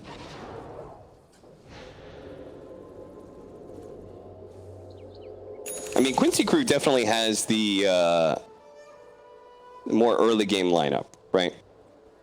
And I'm not saying they need to be like super far ahead right now or anything, but they got to hit a good 20-25 minute timing with this lineup, right? Yeah, I think that they've got to have some urgency, which is why I think Saberlight has come towards this mid lane. When did he use Echo Slam? Well, either way, it's been stolen by MSS. Well, not that it's a great ability for a Rubik. Doesn't usually do a whole lot with pretty much all 5 heroes just in this mid area. Yeah, what's going on here? Fisher trying to slow this push down as much as possible. The siege wagon does end up dying, and this Fisher is still blocking him in, so they're going to be able to get the 2-man and the foot suicide over the top as well with the death ward. The Echo Slam being used by MSS doesn't really do any damage there as they lose 2. Dude, Echo is, by the way, like one of the worst abilities to steal. Yeah. Without Aftershock, it's a real bad ability. Bad. It does not feel good having it as the draw comes up here, but Dream more than prepared for this. Everybody started morphing. Oh, Carry comes up to the off lane. Dream says, okay, I'll do the same. There are 4 heroes of Quincy Crew down here, though. I would like to see Shotchlow TP top. I'd like somebody to TP top. Just defend it. Don't let the Georges get a free tower. Oh, we're gonna try and get the initiation telekinesis. A little bit of overlap stuns there. The follow up. They do have the cask onto the Legion Commander, preventing the duel, but a big nuke coming in, finishing off FNG. Tried to get the duel onto GPK, still not gonna land though. Saberlight unable to find anything there. Stolen Fissure by MSS. A big opportunity to block these heroes off, but Burst Strike over that Fissure. Dream, Tank, fighting, dueled. Oh! Saberlight finally got his initiation. The blinding light, not quite enough damage until the duel fades. Before he can jump away in the waveform, he does fall. Now GBK does have another Fissure, another round of homing missile, another round of blast from the Coddle. Not quite enough though, thanks to the magic wand stacks they had. These two tanky strength cores will survive, but the big carry of Gambit falls. Yeah, quite close, but that was just a weird commitment from Gambit. Like, they were out clean. They could have just exited nothing. Like, nothing gets traded out there. But instead, they stood around SVG. I like that blinding light. Just checking to make sure that no one's hiding in that tree line. He's got the haste rune. They're going to get a free mid tower. And they were so earnest in defending it 5-on-5, but it just goes down to the solo Coddle in the end. And yeah, just this chip damage over time built up. Yeah, once again, I mean, this is a very similar start to what they had last game. They took the mid tower first. They're able to defend their own. Good plays overall, but of course, Gambit ended up winning in the end. I'd be even more concerned if I was Quincy Crew if this game does take a similar turn heading into mid game, because Gambit, they're the ones probably with the better late game, and they obviously had the better execution in the last half of game one. Sumail just asserting his dominance. The mid lane is mine and mine alone to farm.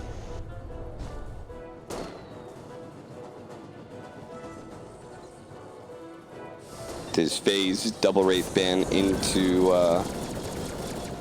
Aghanim Scepter build.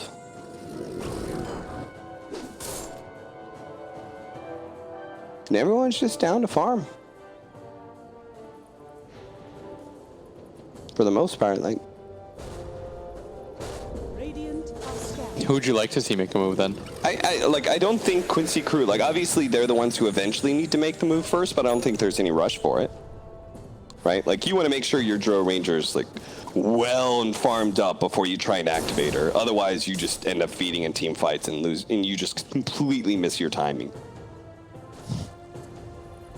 You got to hit that strong mid-game window. Got to get the Aghanim Scepter on Gyrocopter. I don't know what Drow Rangers build nowadays. I guess BKB. Dragonlance BKB. They're both going BKB. I think they're trying to hit this like really good timing. Oh, you think that Ogre Axe is going to go into a BKB for Gyro? I think you should. Okay. There's a lot of control on Gambit. What's the point of having Ags if you can't get your damage off? Okay. There's 4 stuns. Doesn't that mean you lose your scaling a lot?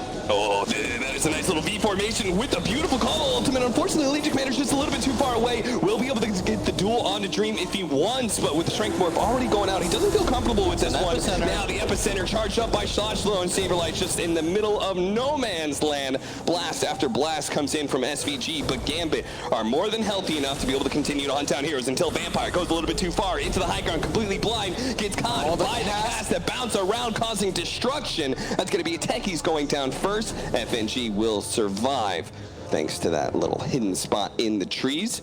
I mean, you are just chilled out, farming up. You can see that that Fissure block out from MSS didn't really allow Saberlight to get the initiation he wanted. And I mean, it's awkward anyways, though, when you run into a morph. Oh, yeah.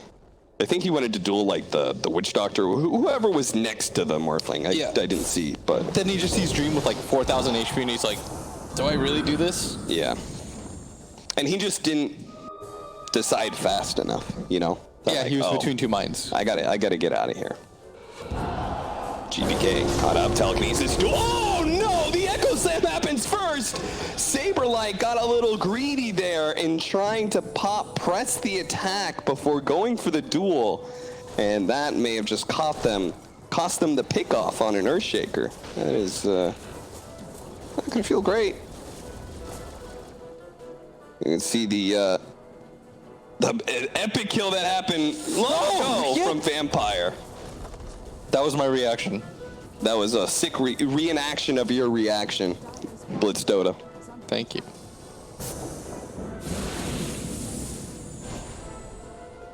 That was that kill from double kill from that laning phase 9 minutes ago. Yeah.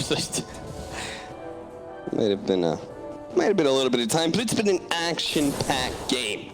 Blitz Dota, 14 kills in the space of 17 minutes.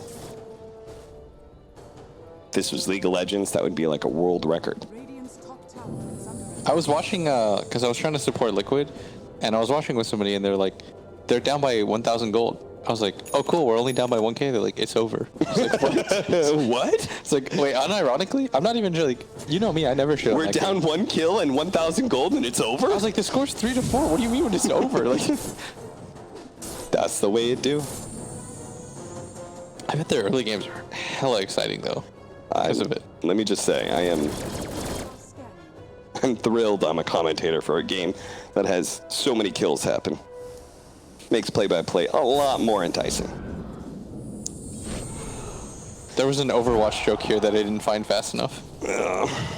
It's okay. Just throw it out there anyway. People will appreciate it.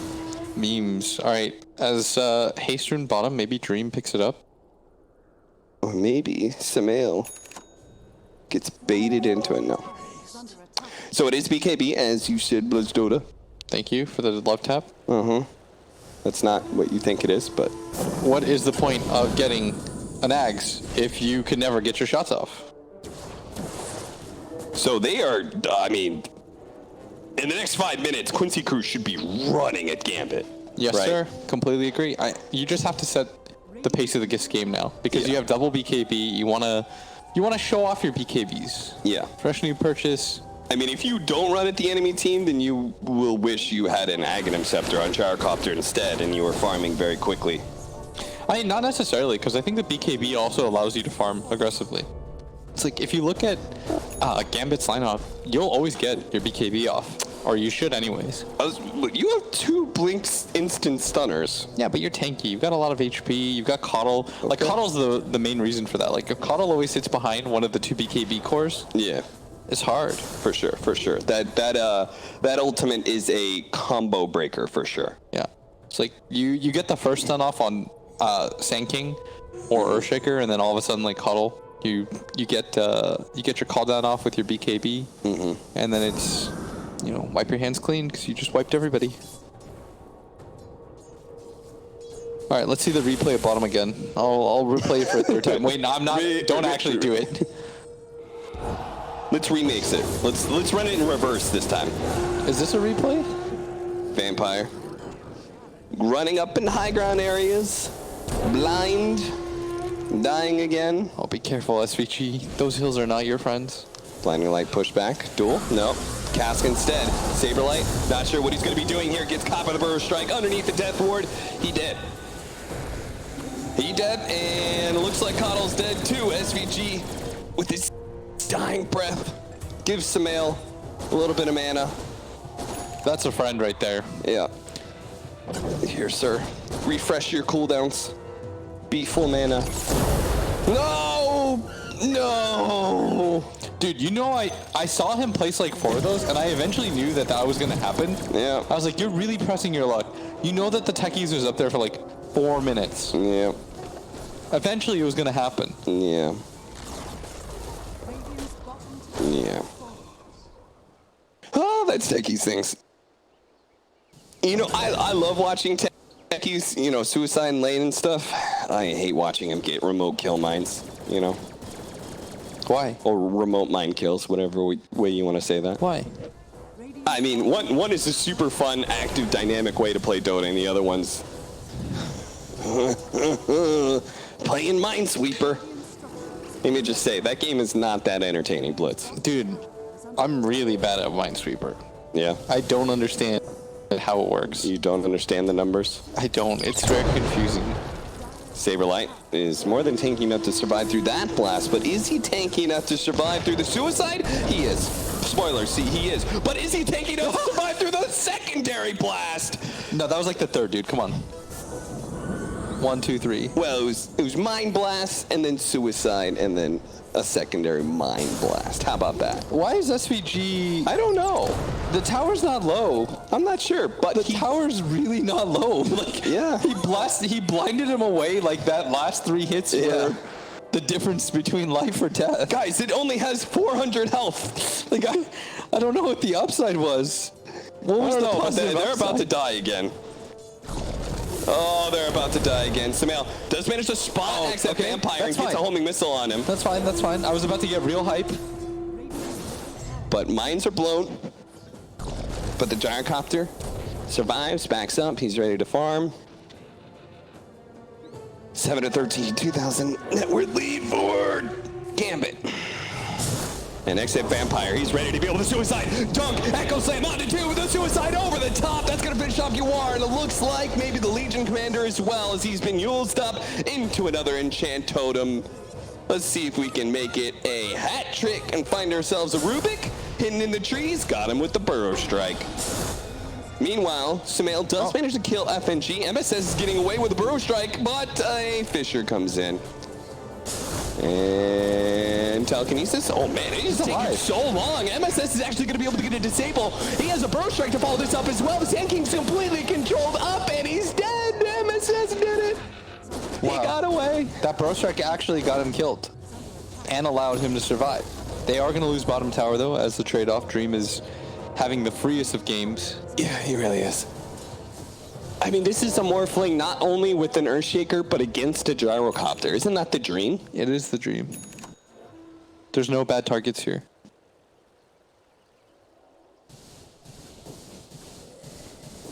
Still going to go straight for the Aghanim Scepter. Let me just say, Ice Frog, if you're listening, surely you've seen this combo enough and said, this is not okay. I mean, Genesis Bras or whatever almost won the quals off of this. Yeah, like why is this Morphling able to jump 4,000 units and hit for 600% damage? Because there's an Earthshaker in the game. Like, surely that's not okay. Let's not forget about the... Do you still have the reduced cooldown and cast range? No, right? I can't remember. I don't think you get the cast range yet. Mana cost reduction 50%, bonus cast range 600. Yeah. Okay. So you still get the cast range. That's why you can jump 1 billion range. Oh yeah, you do jump further. I actually knew that as I said that. I'm an idiot. You can flame me for that, chat. Yes, the great Blitz Dodo will allow you to flame him for that one. I'm just bad. That's why I'm quitting casting. I'm just garbage. That sounds pretty reasonable. I'm bad at Dota, so I'm going to stop casting and start coaching. I wasn't meant for this life. 25 minutes in. Bounty runes. Oh no, they're going into the mines again. Blitz Dota, what's going to happen? They're going to try and blow it up. Legion Commander's almost dead here, and they'll get out. Well, our TV almost shuts down. Oh, got it. They almost died to the same mine situation. But at the same time, Blitz, like, you can't just not go for bounty runes. Can't you, though? Dude, bounty runes are overrated. Are they, though? No, they're not. They're like the free skill ever. You actually need them a lot. I feel like I know in my... Oh! Swing and a miss. Calm down. Okay. All right, a little trigger happy there. That would have been a good amount of damage. Could have maybe stopped this Roshan attempt that's currently happening from Quincy Crew. They are getting very low. Look how low Saberlight is. Way too late to finish up Roshan, get the Aegis into some males. Don't make the mistake of fighting after you've given up. Dude, Saberlight, chill. They do have the ultimate countdown for the Coddle. That is a beautiful interception, but here comes the big bad Morphling. Looking to be able to chase down heroes with his Enchant Totem Aghanim Scepter, but with no support. Maybe he can't actually do this at all, especially since he can't actually fight the Gyrocopter. He's got the extra life. The missile, watch out for the missile, Dream. He's going to heal himself up a little bit. Silence onto the Earthshaker. Eula Scepter to be able to take that off. You are trying to beat down FNG right now and does manage to get the kill. Maldic still on him. He's going to be taken down very low, but MSS, he's going to be grabbed onto Dream, not able to executing fast enough. Shot slow with the Burrow strike, but a beautiful enchant totem coming out from Dream. That's going to be able to nail two. Here comes the epicenter. Long range from shot slow. Not going to find anything, but the Echo Slam will find two. That's Yawar and SVG. 4 dead. Gyrocopter will limp away. Beaten and humiliated, but alive. Yeah, and Dream really, really safe shot slow from looking real bad there. Yeah. I mean, it looked like it was going to be pretty rough for them, but actually, the Witch Doctor getting that full duration ulti off made it so that Gambit had a free fight. The Drow was way too late to ever engage 5-on-5 as a result. Like, I thought that he was just being suicidal. But he saw the silence used on the Earthshaker, and he's like, now's my time to shine. And they had no other way to disable him. I felt like also the Witch Doctor was abnormally tanky. Yes. What was that? I think he was just too close to him. Yeah, that could be it. So he never got his Zara. Yeah, how big crazy would they be if they gave Witch Doctor the Crystal Maiden treatment? Oh, no. The armor while channeling. That's the only thing that makes CM like remotely playable with their ulti. Yeah. Before it was like you had to have BKB. Oh. Not the great synergy between those two. 8,000 net worth lead. Aghanim Scepter now for the Earthshaker. So we're going to have jumps and hoops galore, but they are going to find the initiation and duel on the FNG to start things off. Mines after mines. Oh, 3-man Fisher coming in as Dream managed to find his initiation on his mail, quickly blown up SVG on his way out. Half health Gyrocopter, dead Coddle, and a free escape too. What a way to play a carry. It's really just, it's the double fissure as well. The amount of resets that you get, the 2 HP bars, like this combo feels quite strong. Both of them just kind of swinging around. See if the stolen remote mines. All right. What a pincer! Can they actually finish off this Gyrocopter with the extra help of the Burrow strikes? The Milestones so tanky though. Now the Coddle ultimate holds the Earthshaker in his place. GPK falls. 3 dead from Gambit. They thought that was going to be the sickest flying V you've ever seen in your life, and instead it just baits them into going on a Gyrocopter. He had Aegis still, right? He sure did. Boy, that was a terrible idea. That was the worst idea. That was an even worse idea than I originally thought it was. All right, well. All right. Gambit just gave Quincy Crew an out. You can win fights if they dive in front of the tower in front of 4 heroes, and Dro finally gets space to hit. Yeah. I mean, all this mobility, they do have some okay options for catch. Let me just say, out of the Dro. They got way too excited there because they got the fissure 1-2 off. They're like, bro, you be on that side, I'll be on this side. We're gonna flank them. And then they just got silenced. Dream had like 200 HP and he realized it too late. Well, this is what happens when you just try and look cool for the camera. They did look cool though. You lose a tier 3. And maybe losing more, because I think Quincy Crew, they want to do what Pyrian Flax calls the regoose. Yeah. They want to catch Gambit with their pants down. But unfortunately, the mines make it really obvious where you are. Yeah. Another aspect.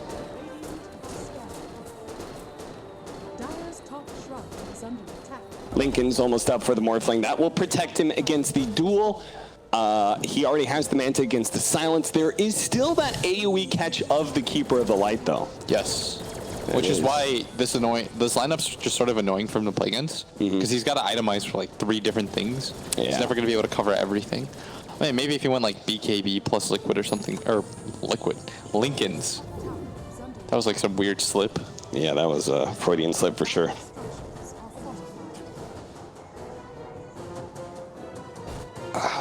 Who's got this game, Cap?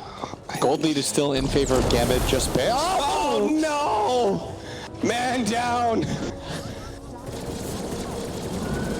All right, well that's a Drone Ranger. I have to I feel like it's a little bit like last game where I'm siding with the team that I think has better late game, which in this case is Gambit.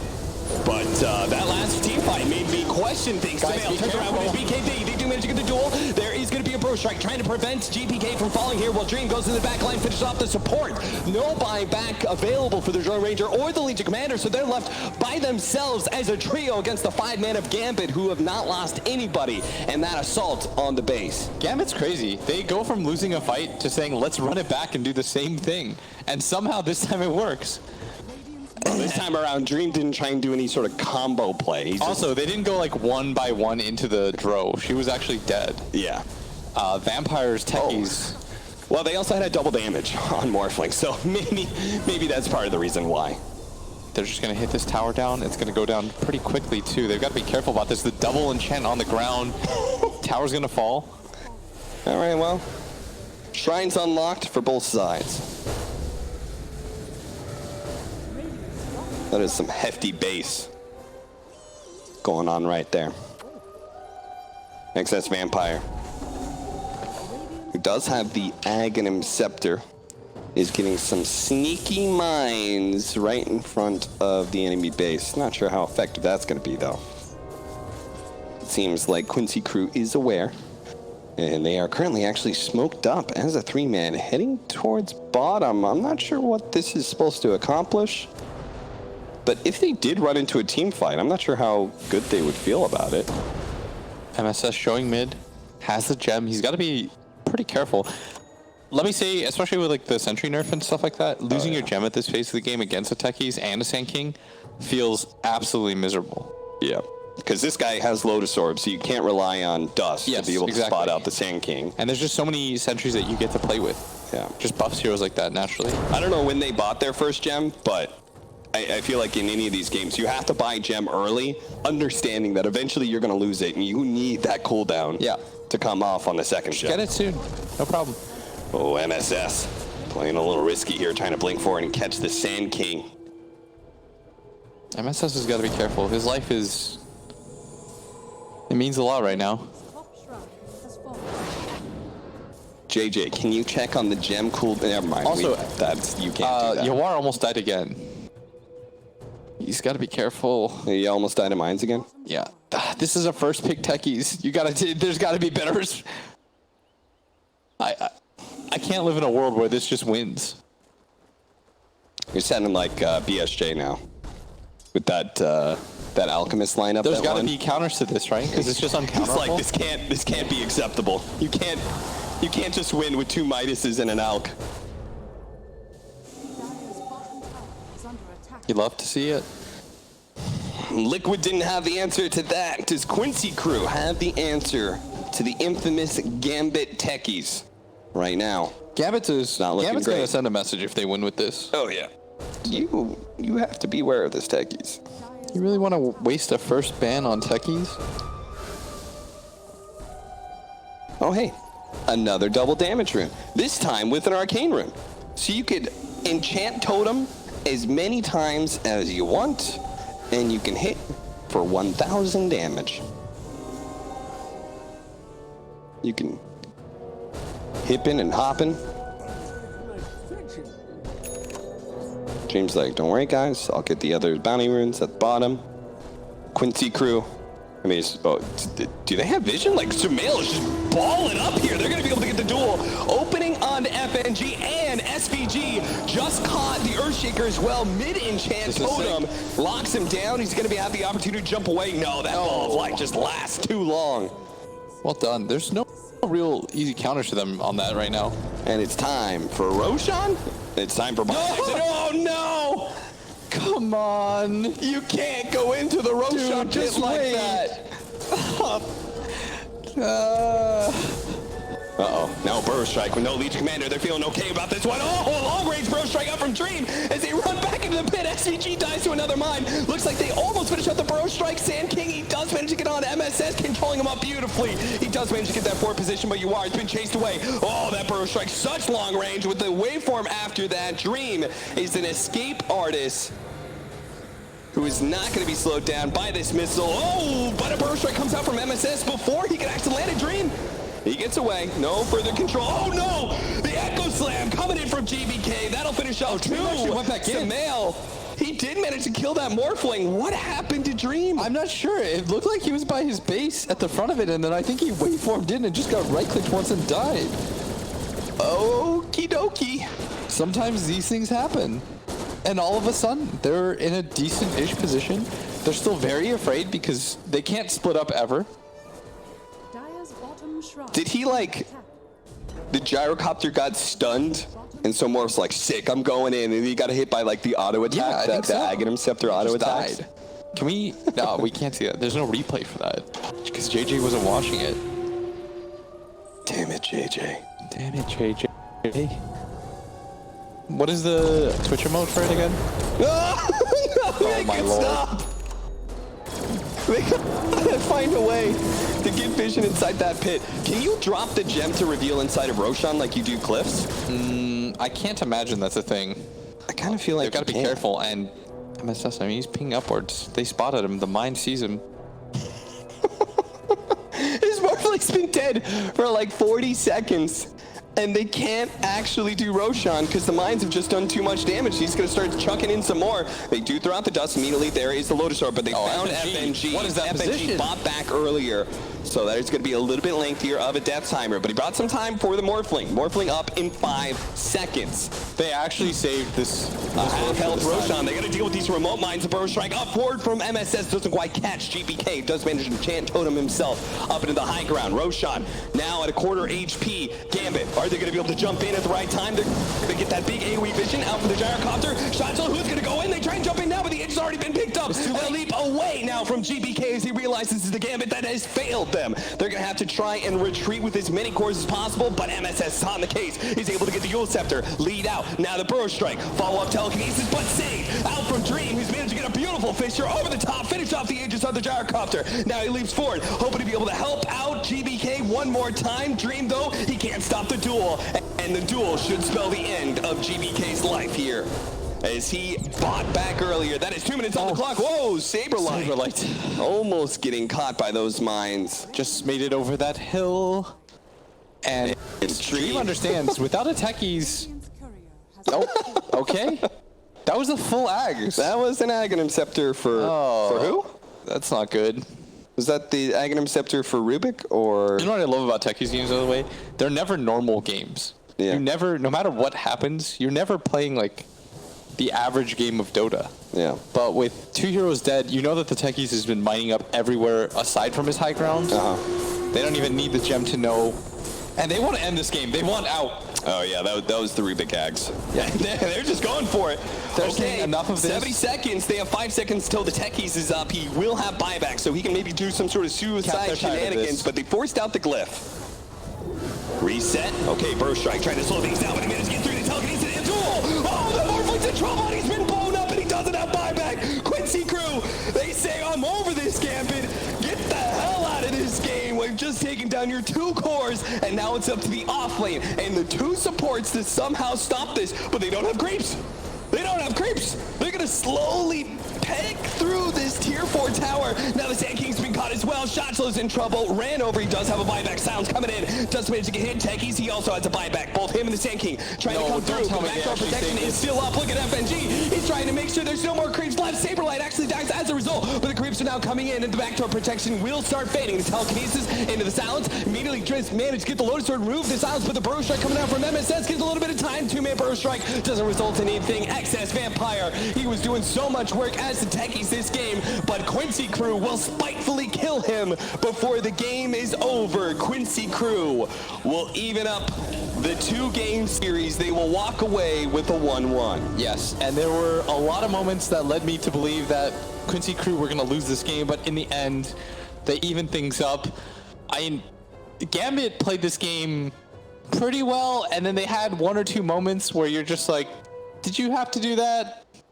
Yeah. It all started with like that, when they got like that sick fissure on fissure action mid. I mean, they don't even look that bothered by it. They had a good time.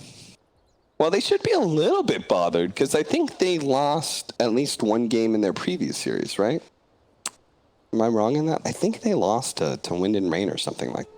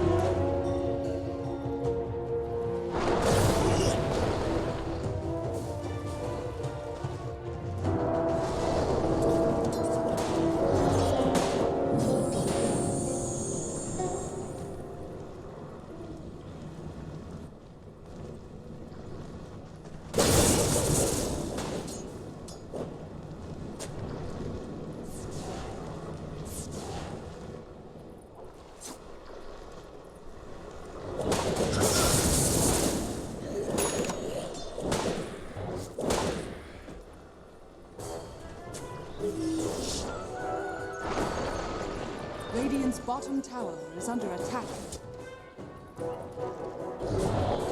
This will do. The flames rush forth.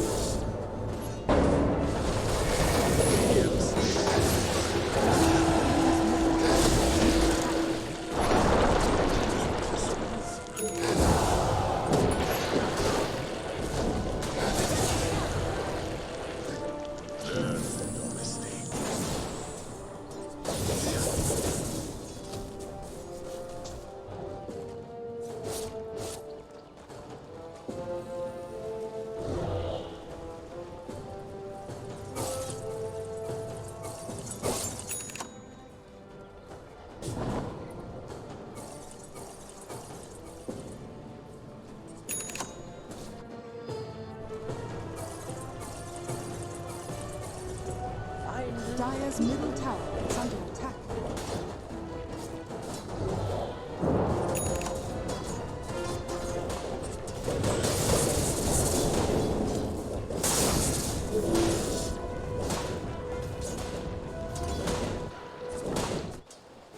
Dire's middle tower is under attack. Radiant's top tower is under attack.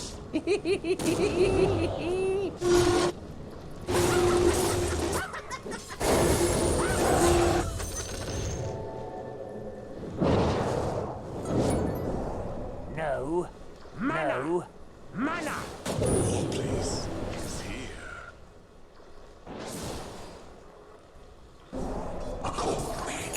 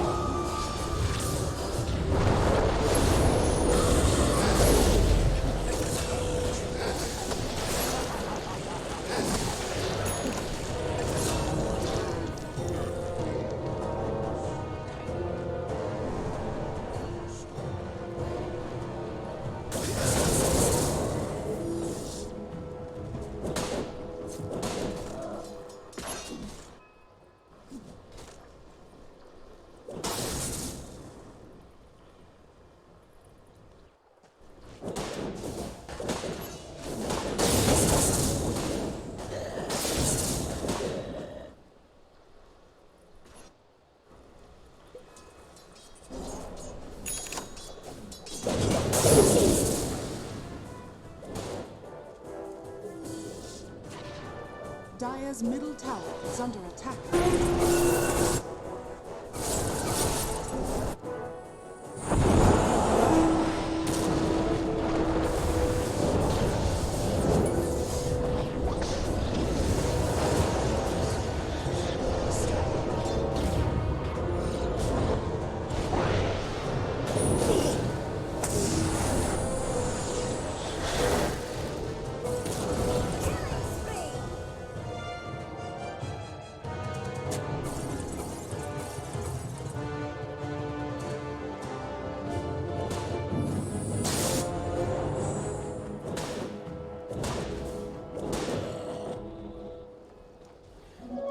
Regeneration. Thanks.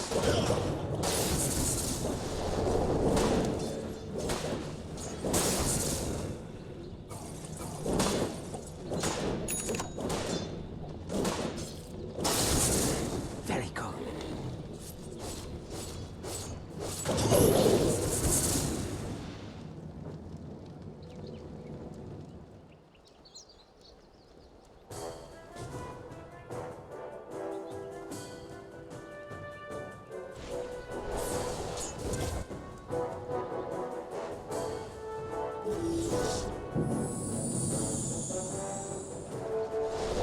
Radiant are scanning.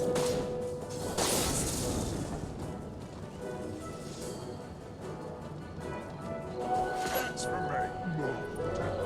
Radiant's bottom tower is under attack.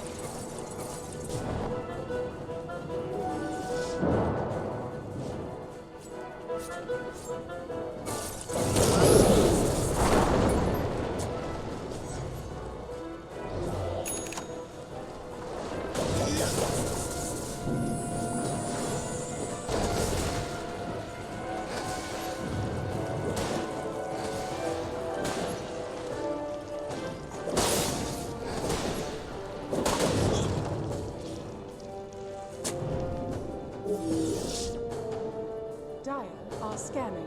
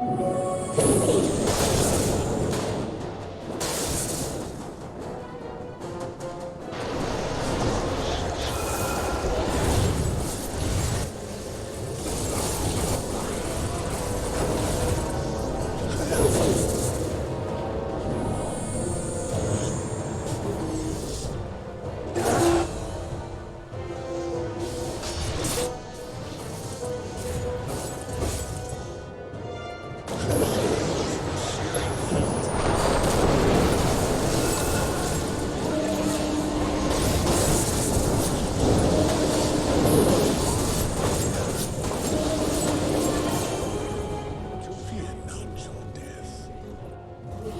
Very good. Really now. Really. Should have seen that. Should have seen Even that. try. Balance in all things.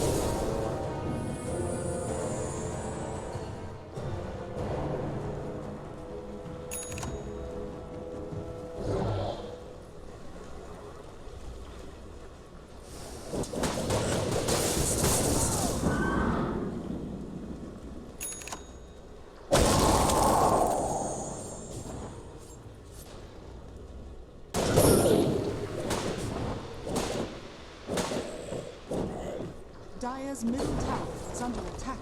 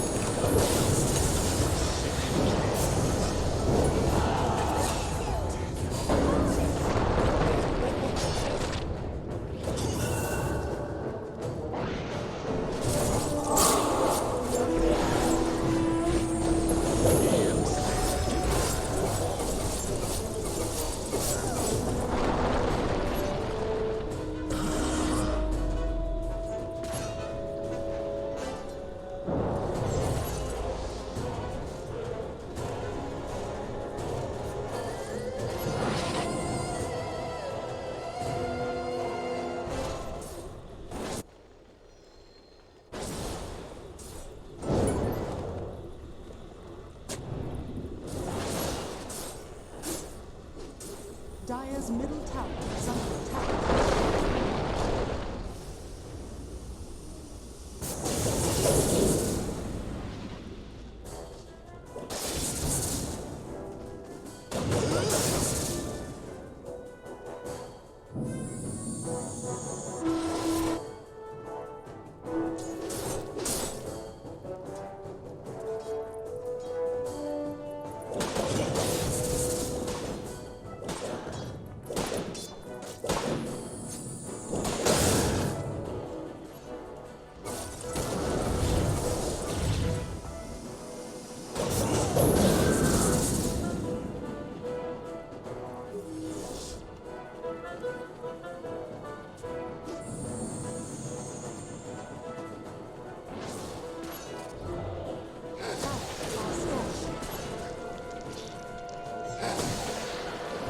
Dire's middle tower is under attack.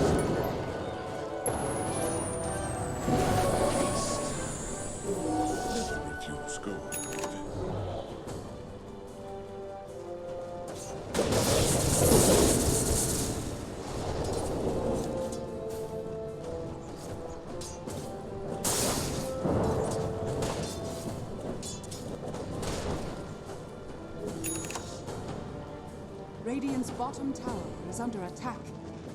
Radiant's structures are fortified.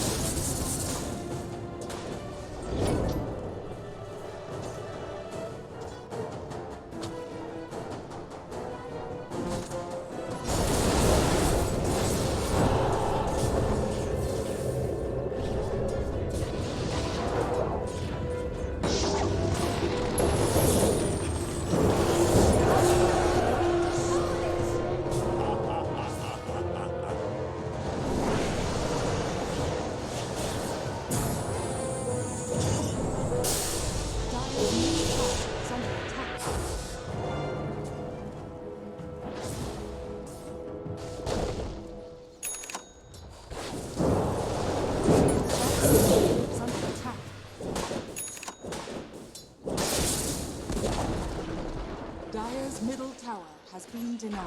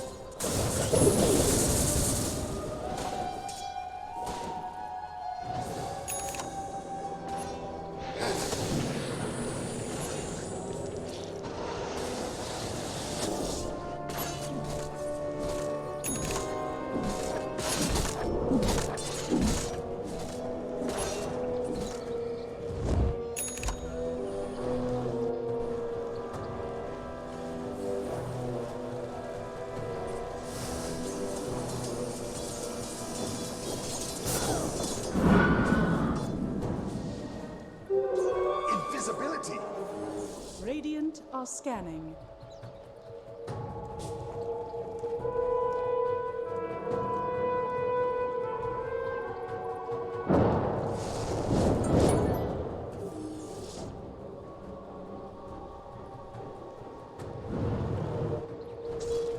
Radiant's top tower is under attack.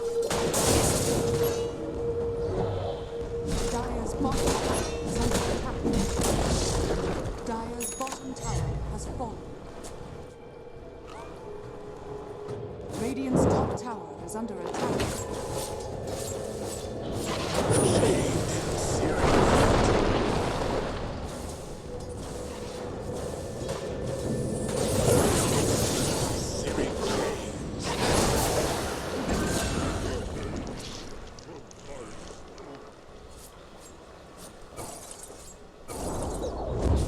Radiant structures are fortified.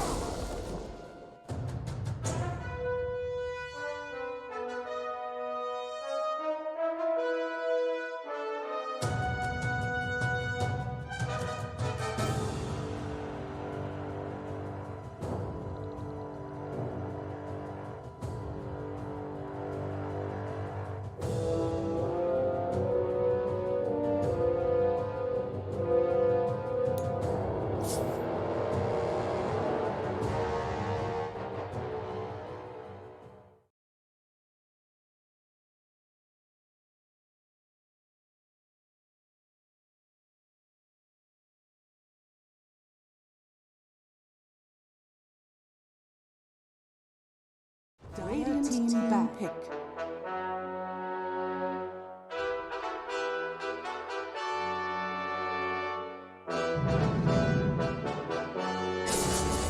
Shadow Fiend.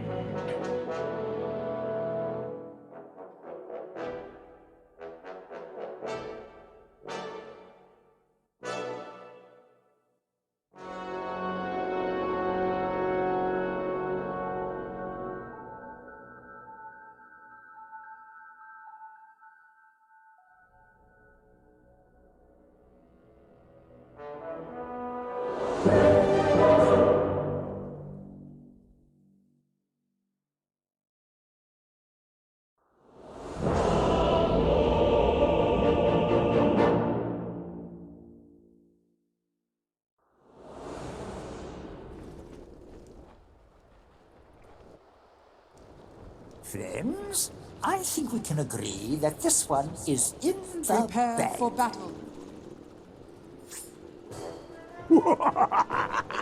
It's in the bag. The bag in flames.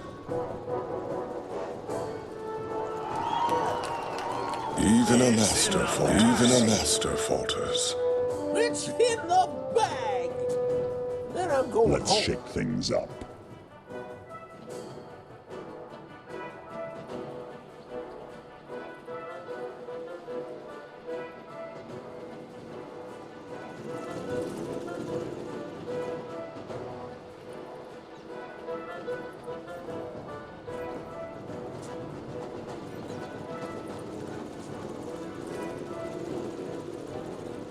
Seconds to battle.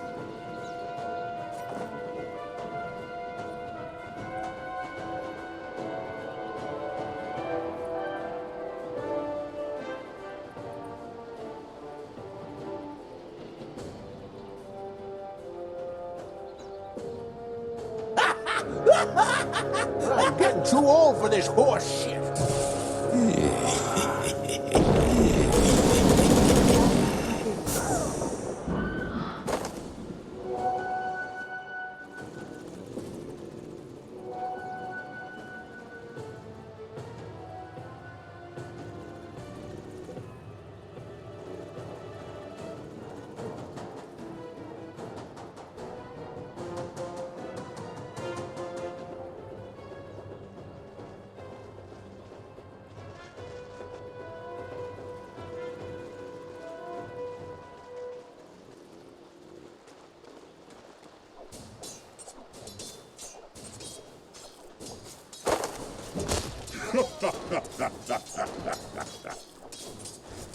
Mine, I say, mine!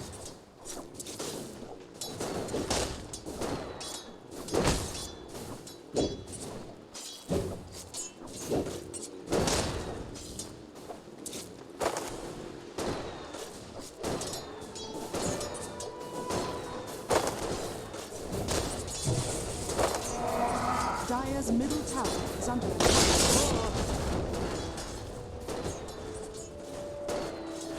Axe likes you. Axe will kill you last.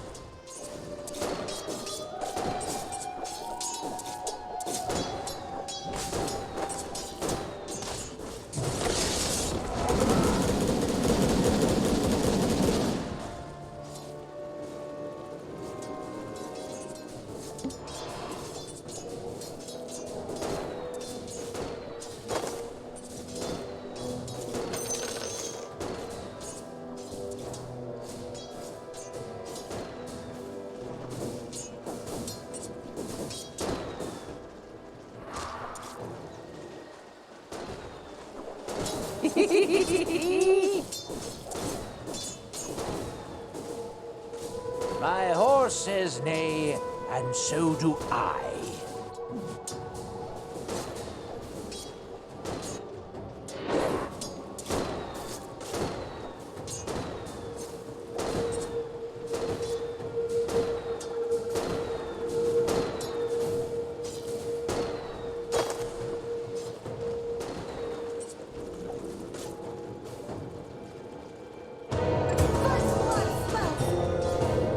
First blood?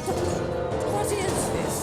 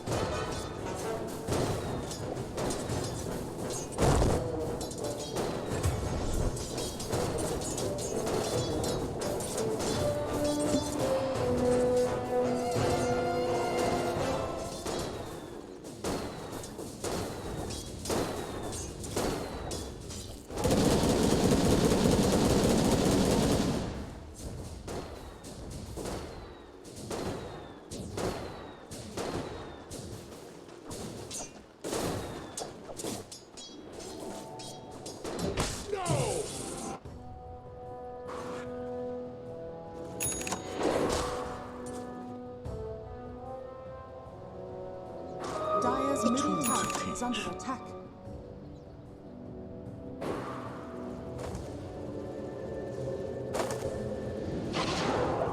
Fight!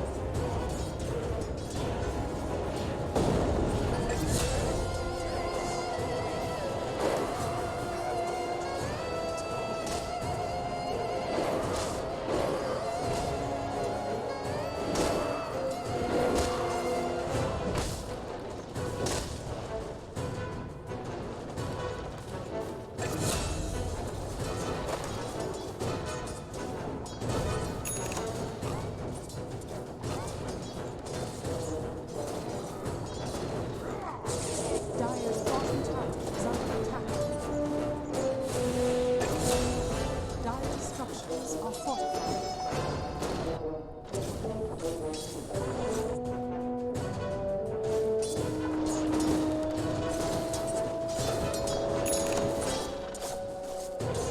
Radiant structures are fortified.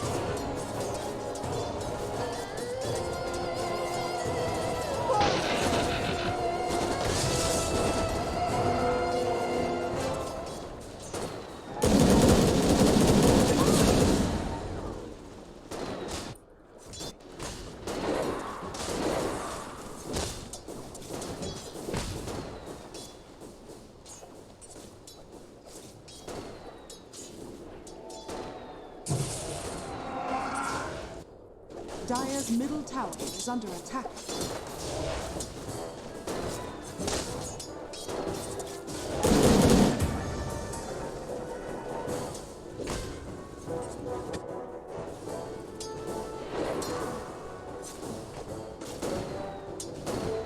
Dire's middle tower is under attack.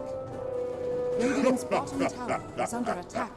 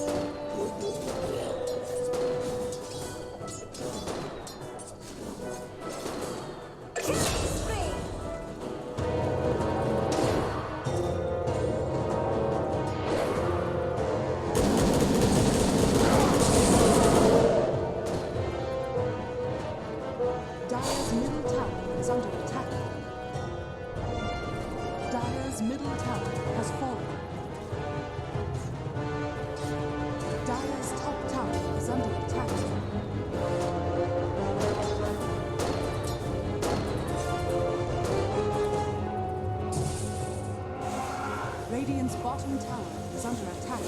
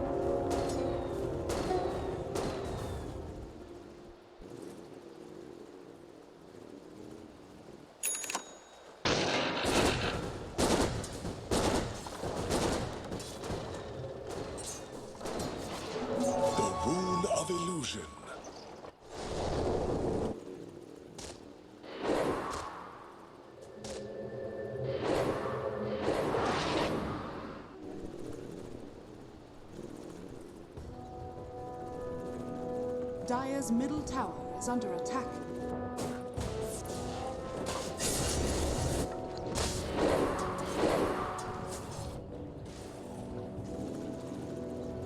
Dire's top tower is under attack.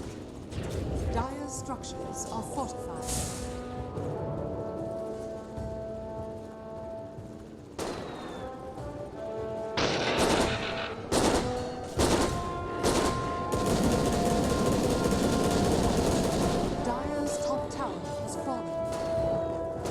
Bottom tower is under attack.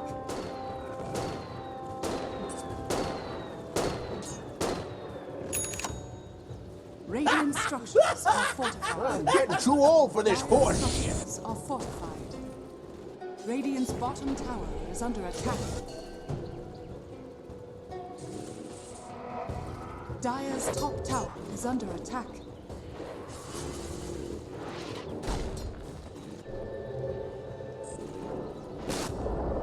Radiant's bottom tower has fallen.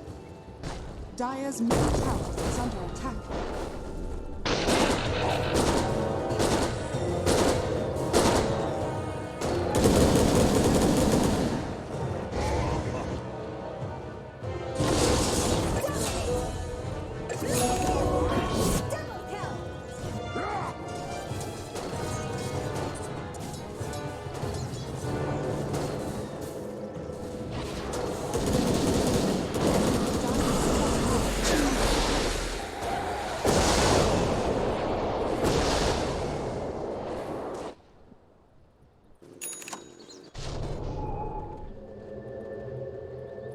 Radiant's middle tower is under attack.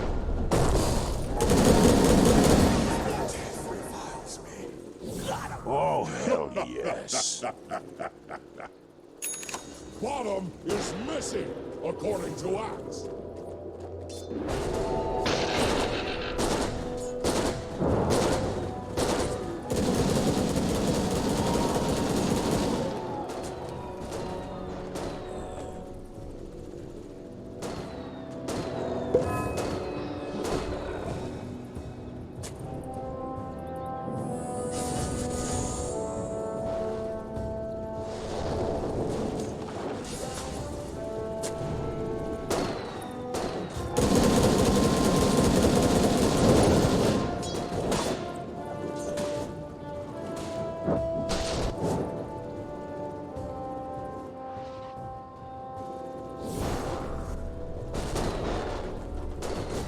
Dire's bottom tower is under attack.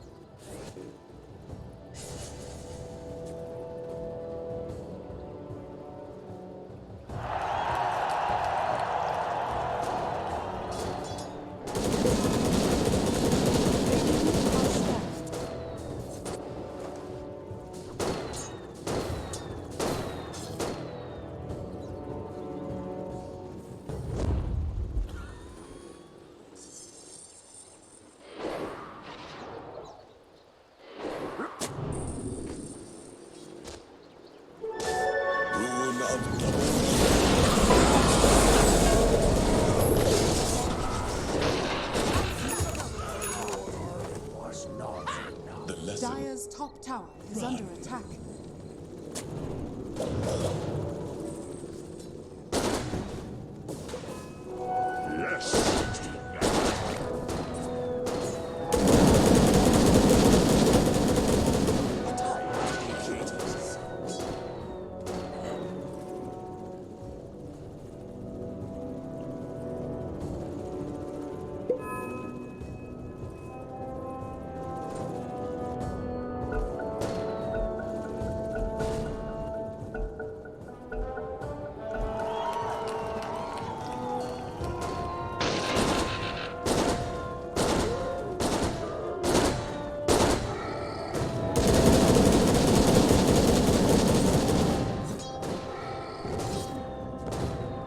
Radiant's middle tower is under attack.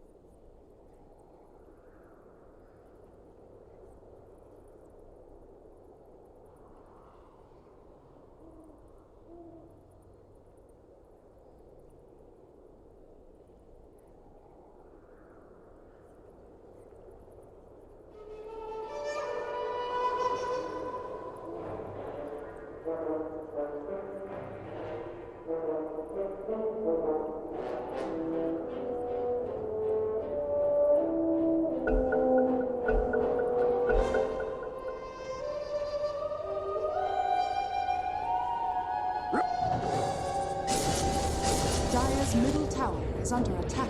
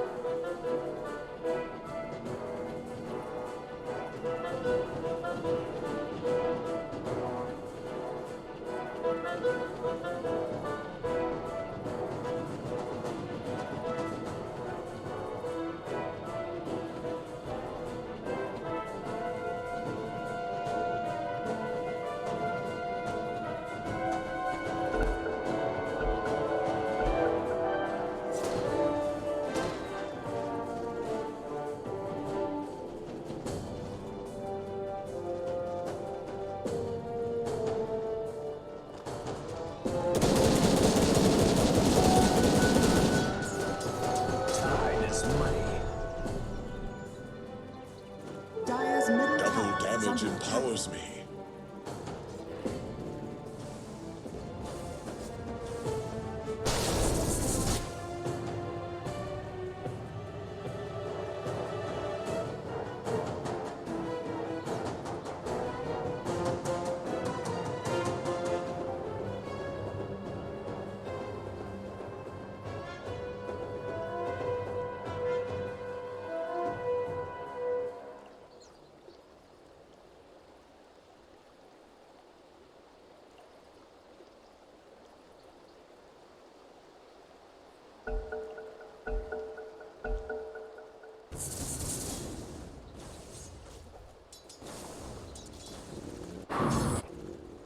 Radiant are scanning. Dire's bottom tower is under attack. Dire's bottom tower has fallen.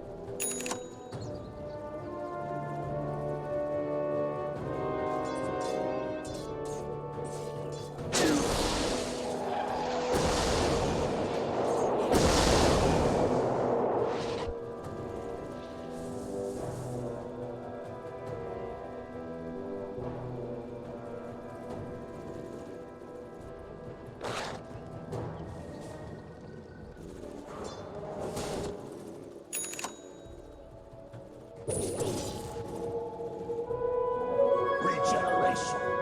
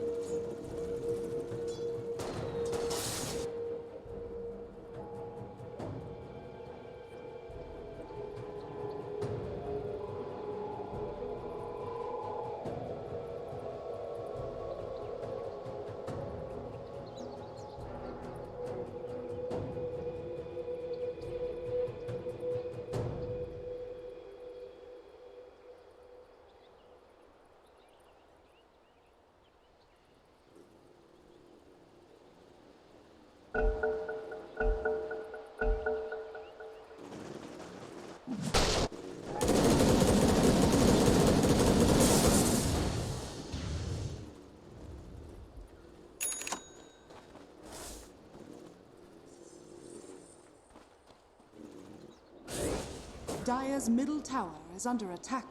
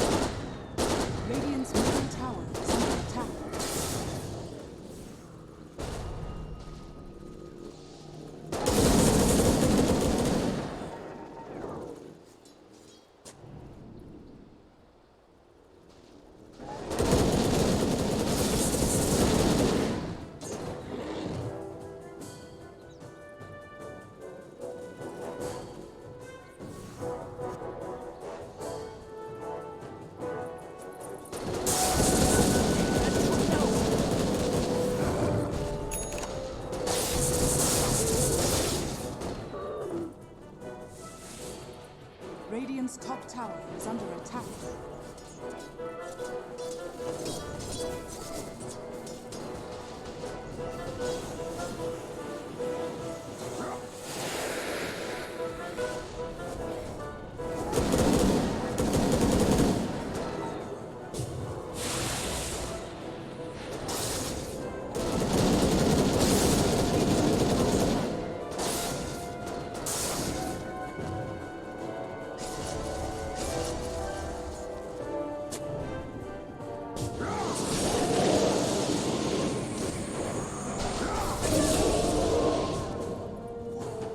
Your chronology ends.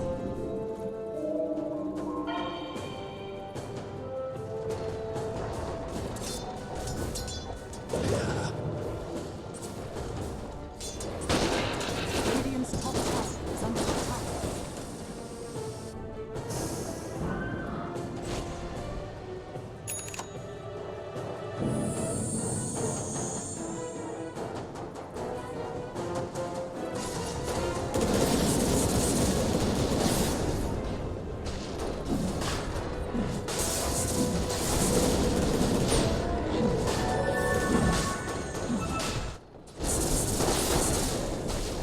Dire's bottom tower is under attack.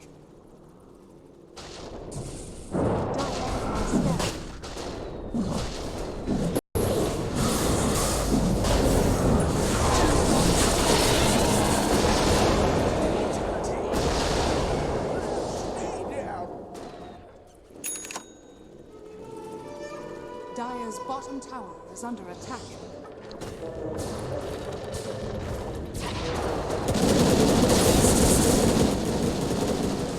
Dire's bottom tower is under attack.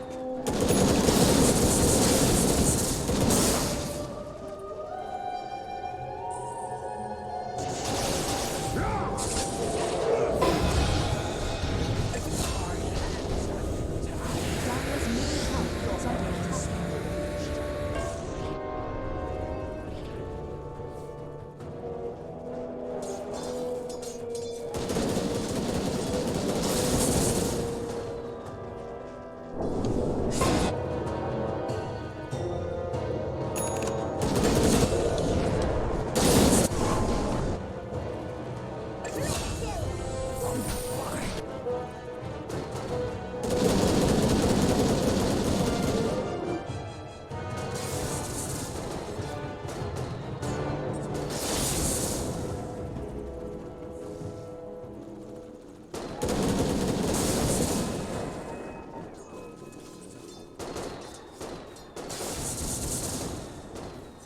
Dire's bottom tower is under attack.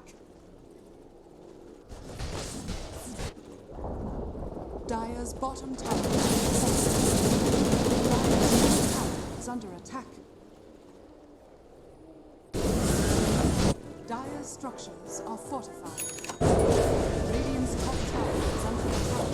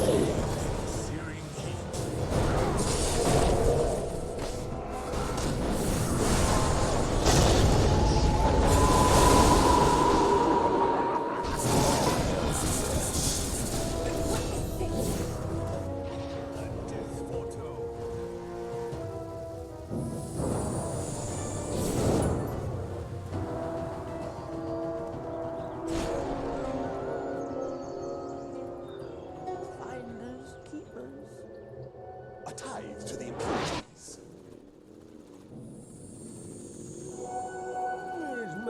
attention.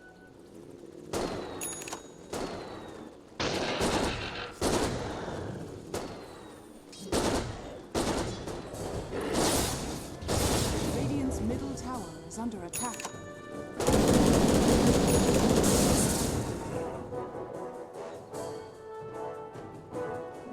Haste.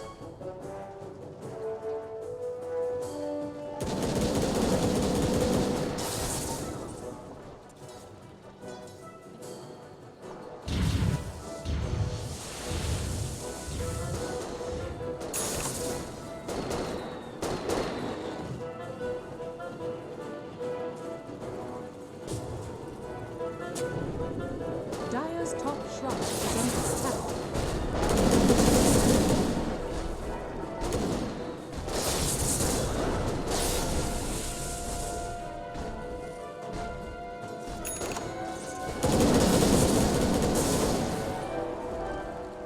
Dire's top shrine has fallen.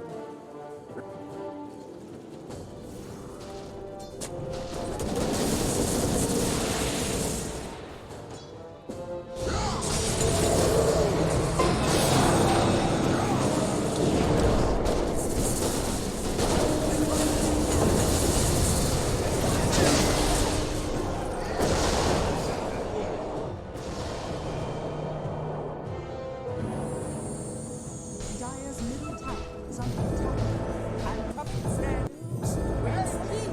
Gyro Doctor requesting a flyby.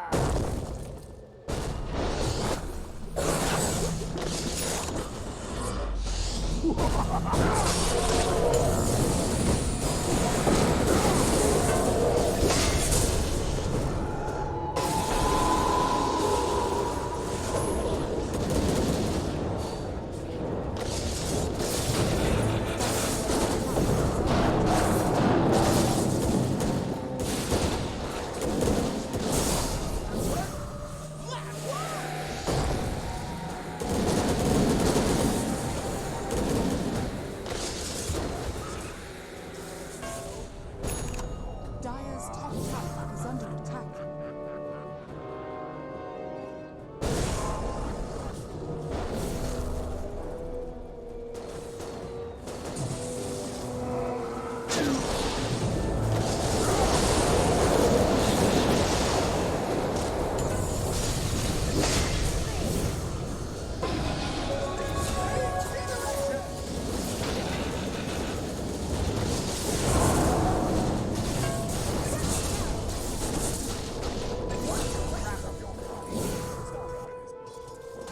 Dire's middle tower is under attack.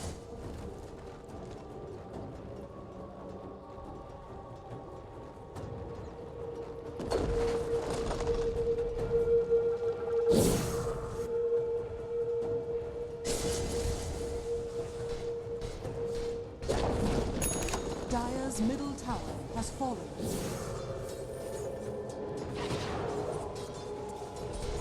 Dire's middle tower is under attack.